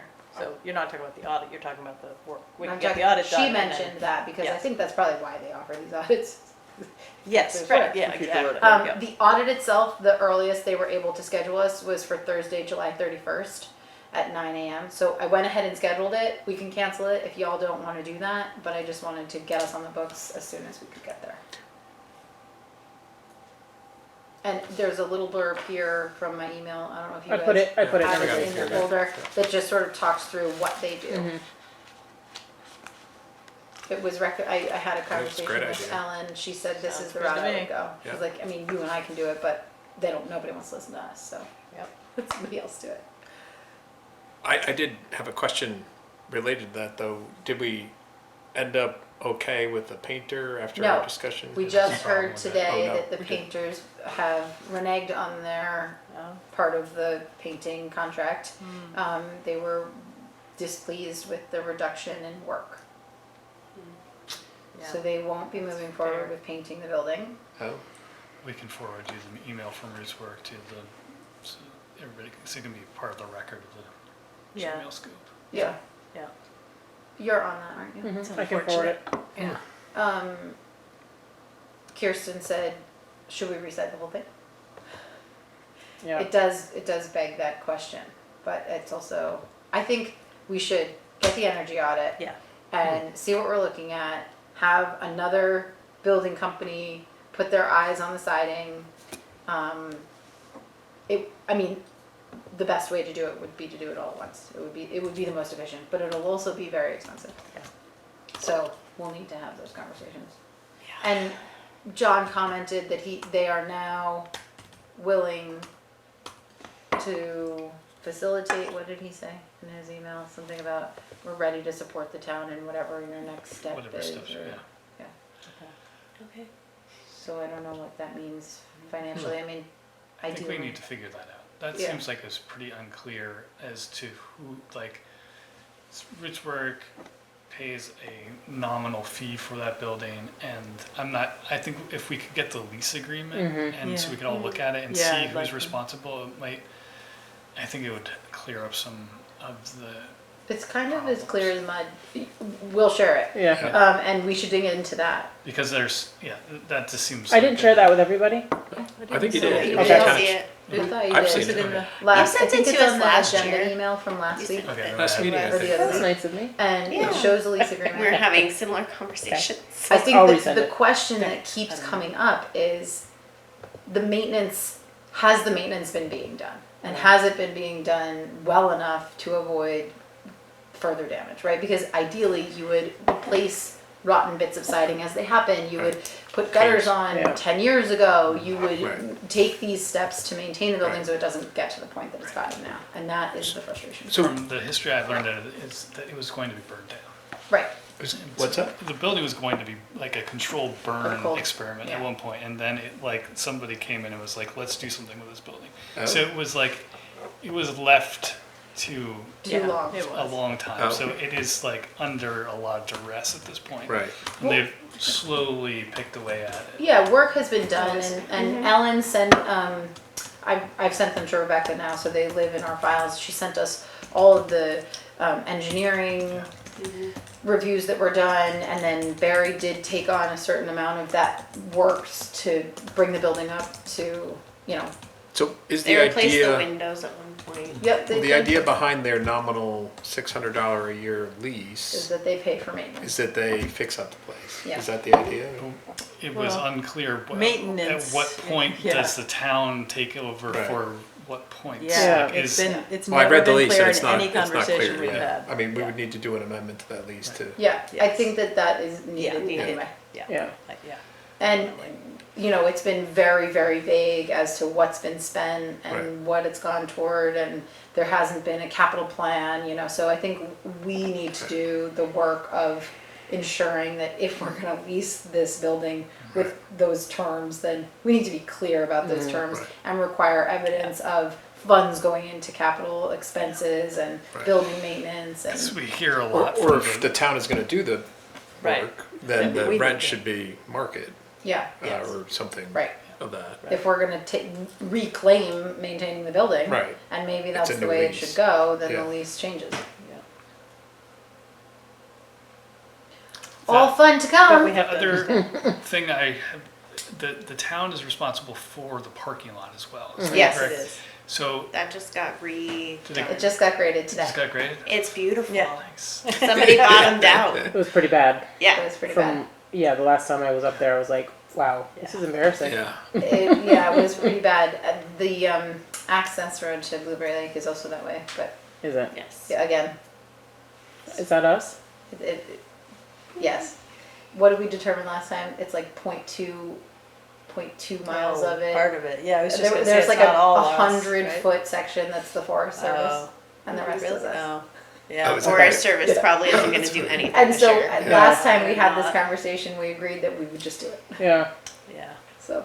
So I'll speak to Andrew about that. Yeah, 'Cause but I think don't make he's- it too good because it slows everybody down. He's really Yeah, trying I to find jobs for them to do that doesn't require them to exert a lot of effort just because of the Oh, that the would weather. be, yeah, that would be great during Yeah. these hot days. Yeah.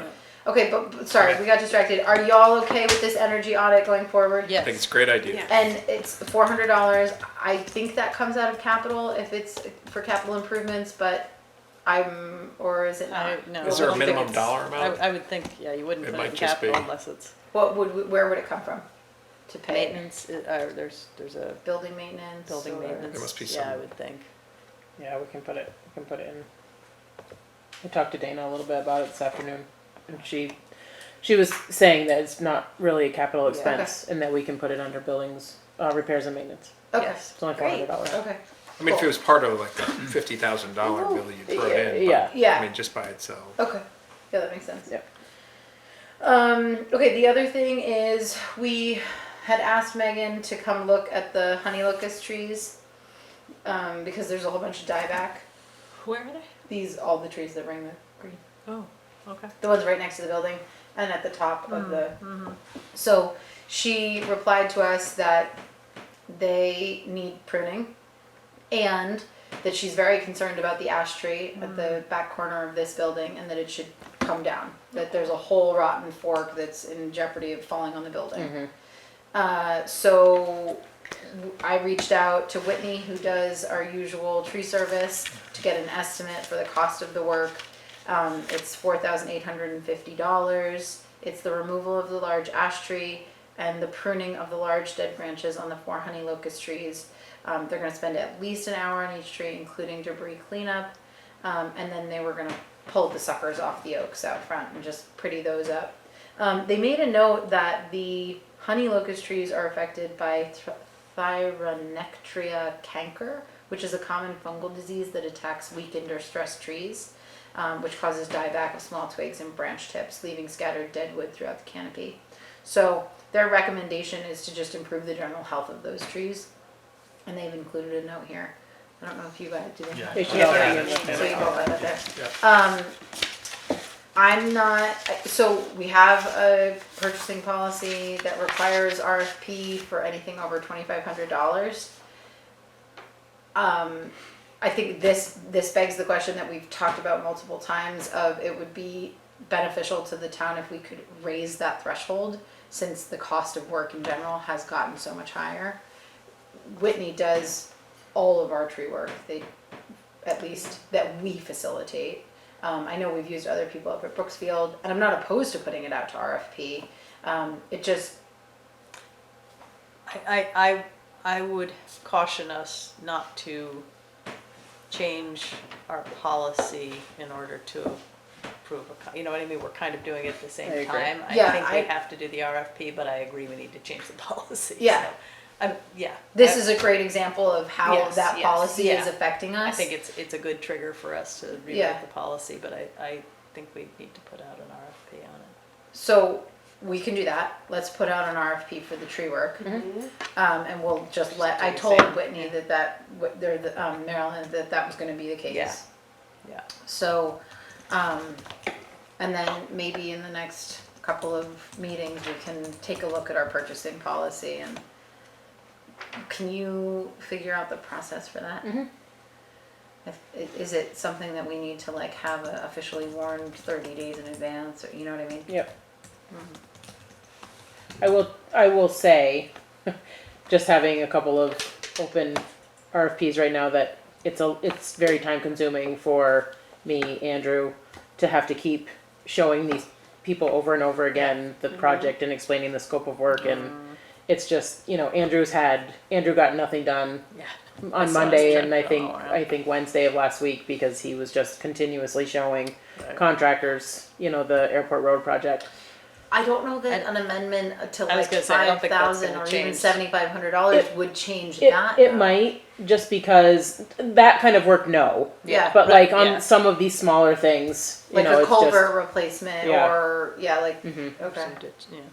Okay. But yeah. Well, to that end, I mean, maybe we should consider what the threshold is for him that would actually provide ease, but also I think we would have to be go back and look at why there's a policy Right. with RFPs, and I don't know if we can be advised on that Mm-hmm. through, I'm sure there's some municipal guidance on typical thresholds for that. Yes, that's a good idea. If we Obviously could get there's- some information on Yeah. that, yeah. Yeah, Or if we can just get some other towns around us information on that. what their Yeah, limits what's are. Wakefield have?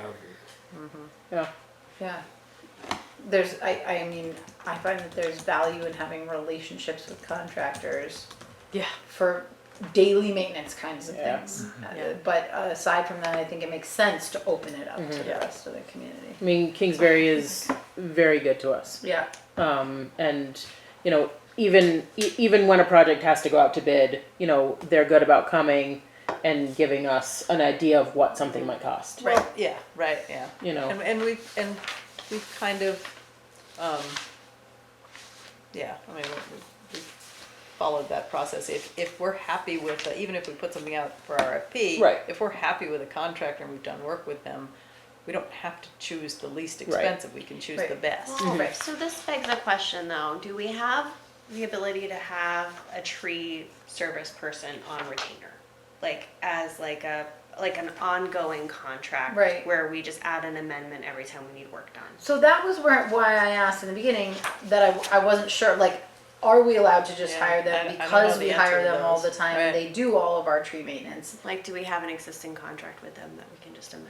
I don't think we don't I have a don't think contract so, with but them. I do think that that's interesting because we do that for like electrical work, right? Like we have an electrician that does all the things.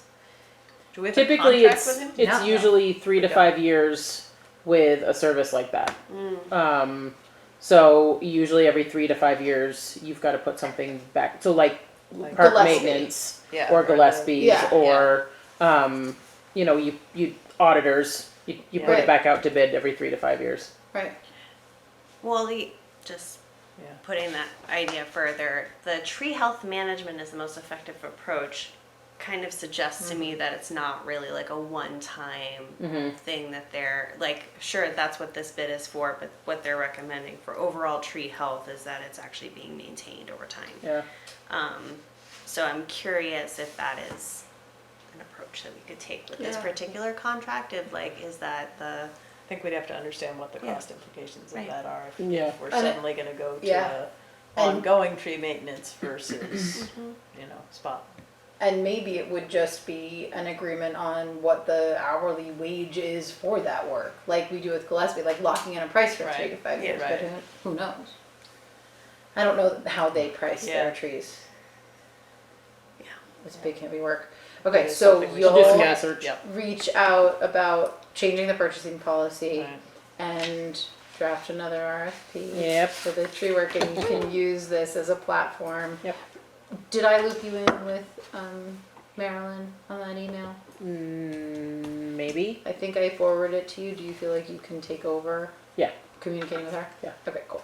If I don't have it, I'll let you know. Okay. The last thing under other business, town hall steps RFP is due June 30th. We don't have a plan to open them.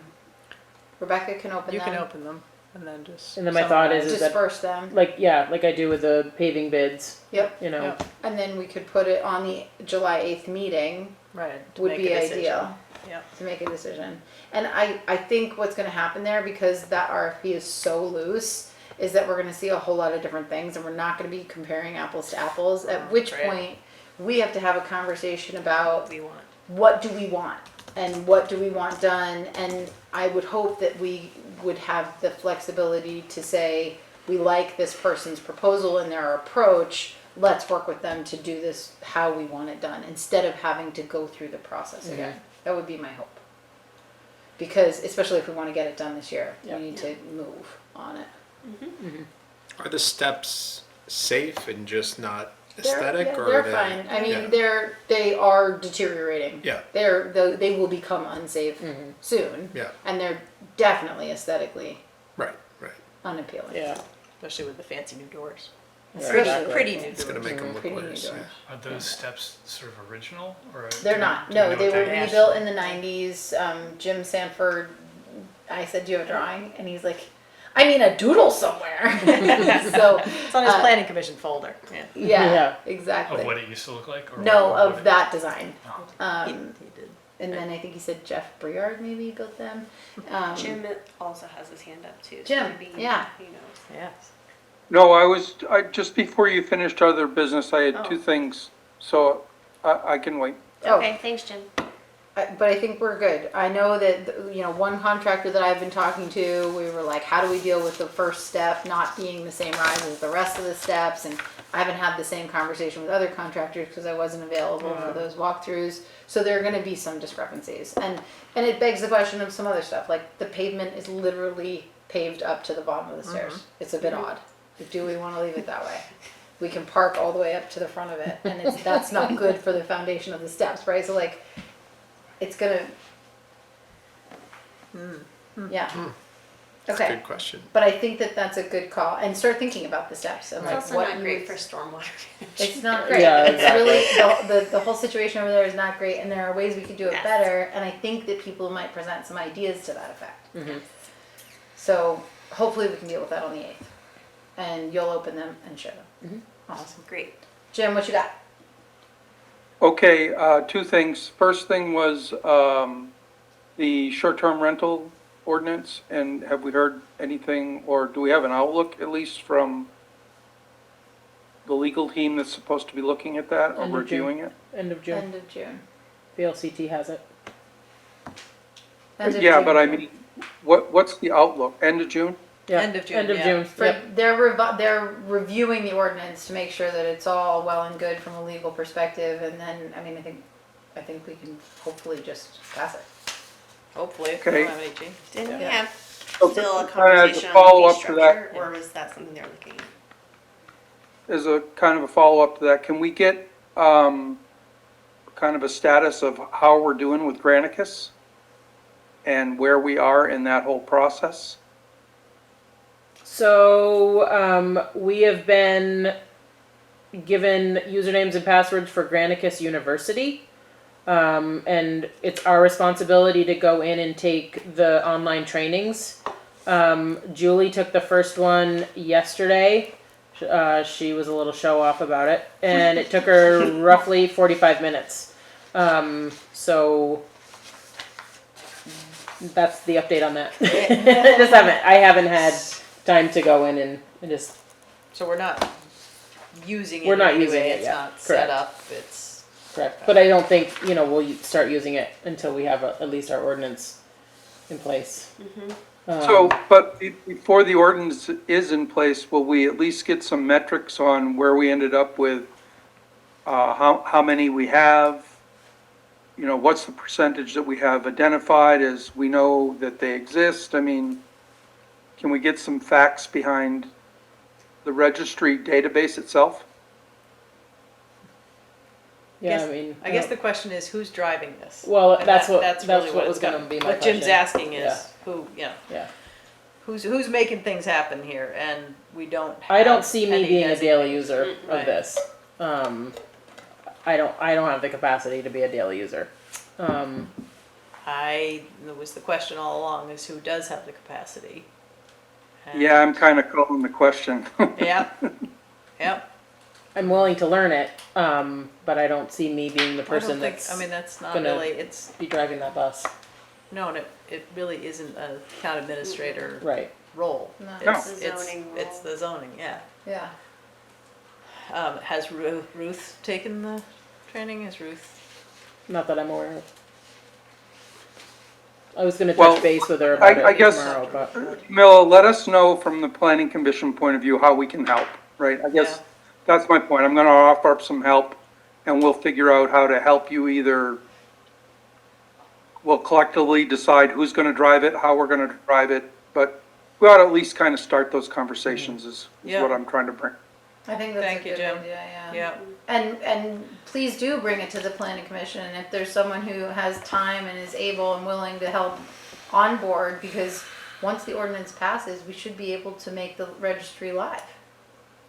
well, Right. what we talked about was actually writing, or writing a letter and putting it in with tax bills Yeah. that notified Right. everybody. Right. So those tax bills would be going out, Probably 4th of July week yeah, soon. 5th or 6th of July, so. we And they've can given write us that. templates for the letters, you know, Okay. for, Right, but if Can we. you send those to Jim so that he has them at the planning commission?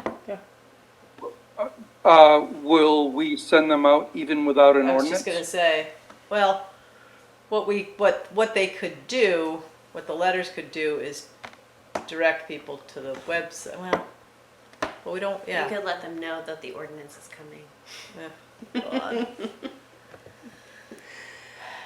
Well, we should be all set because at the end of June, we'll have the ordinance, right? Yeah, I was just gonna say, Let's hope that that's the case, and if you could have this conversation at the planning commission level and maybe come to us with like, hey, we think you should do the letter, letting people know that the ordinance is forthcoming, Okay. and please check back, or let us know what you think, because obviously we're Okay. not doing a good job of driving this train. so, No, that's We not what I was add trying to point out. I was SCRs just trying to make sure it got talked Yeah, no, about. I understand, and I appreciate that. Okay, and then the other thing, I want to make sure I that think Kai- collectively, the select board didn't have an issue with us opening the Blair Barn on the 4th of July for traffic. I think that's a great idea. yeah, Yeah. yeah, Open it absolutely, up. yeah. Yeah, we're gonna open it up, we're gonna at least try to get some people in there, and we'll I put love it. our little bucket out for dollars. Yes, yeah, that's excellent. I think that's fantastic. Thank you. Great. You and all the Yeah. Historical Society members for resurrecting it. It's awesome. I'm Thank so Okay, happy so to we're- see that. So we're good with that. Okay, very Yeah. good, thank you. Definitely. Excellent. Thanks. Thanks, Jim. Thank you. All right, we have, we have signatures and an executive session. Can we move those? Can we flip those? Sorry, we should have done that. well, it's easier for, Oh, that's for the right. minutes Sorry, to have all you're of right. the signed Okay. stuff on there. So, let's sign some stuff. We already signed the contract for Rachel. I think the last one is under your papers. We here. have minutes of May No, this is the old 27th. She took hers. Oh, she did take She hers? took Oh, hers. perfect, And, okay. and you have. Yep. wait. Oh, no, she didn't take hers. Okay. She didn't the take old I didn't think so. She No. left before we all, we said I'll we scan were- it to her tomorrow. I don't think I signed that one, so I don't know Yeah, I if we all don't- need to sign it. There was one that no one had, or maybe. I didn't sign it either. Camilla and Joel didn't sign this one. I didn't sign any of them. You didn't? Minutes No. of May 27th. Oh, I don't think so. I think I was here. No, you didn't. Anyone? Joel, Kaylee, Harvey, Camilla? Minutes Approve. of May 27th. Move to approve. Move to approve. Do we hear a second? Second. All those in favor? I, Aye. Aye. so signer 4 and 5 should just sign in. Just sign In them the space wherever, there. yeah. These Fill the in a- same thing that we're- It's the same. I printed off too, Oh, thinking one that for she her. would stay. I see. I move to approve accounts payable in the amount of $106,983.60. Did those get sent? Do we I'm sorry. hear I just got a a second? Do you want to second. look at them before No. we? No, I just didn't remember. seeing. All those in favor? I, Aye. Aye. That one she did today. Move to approve payroll in the amount of $32,316 even. Second. What was it again? 32,316. I only have two of them here, That's it. and one's 12,884, and the other is 12,174. That is not right. Did my That's spreadsheet not 32. add them correctly? Sounds right. Do that one. I don't. Oh, no, I just. I think this is the, That one's Didn't do totally it. done. that one's done. And Okay. then once Camilla's done with that one, they'll be down and these are Oh, the minutes. Oh, Camilla, you didn't get one of these last time. No, but it's in This here. is a cheat sheet. You have She got it? one. I'll just keep all these copies. Don't worry about I it. feel like we're missing one. Are we missing one, or did it? I don't, there should be two. There are two. There are two. One is And the- $12,884 I think this and one one's is done. $12,174. So just add them. Yeah. Sorry. $12,174.75. And then $12,884.50. 12,884.50. Mm-hmm. 25,059.25. Okay, so move to approve payroll in the amount of $25,059.25. So, All those in favor? I, Aye. Aye. Have you signed this? We have a first-class restaurant and bar license for Fit to be Tied and a third-class restaurant and bar. First and third, Fit to be Tied.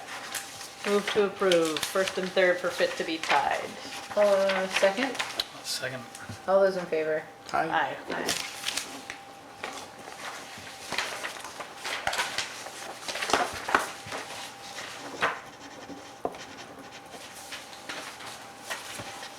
Awesome, that's it.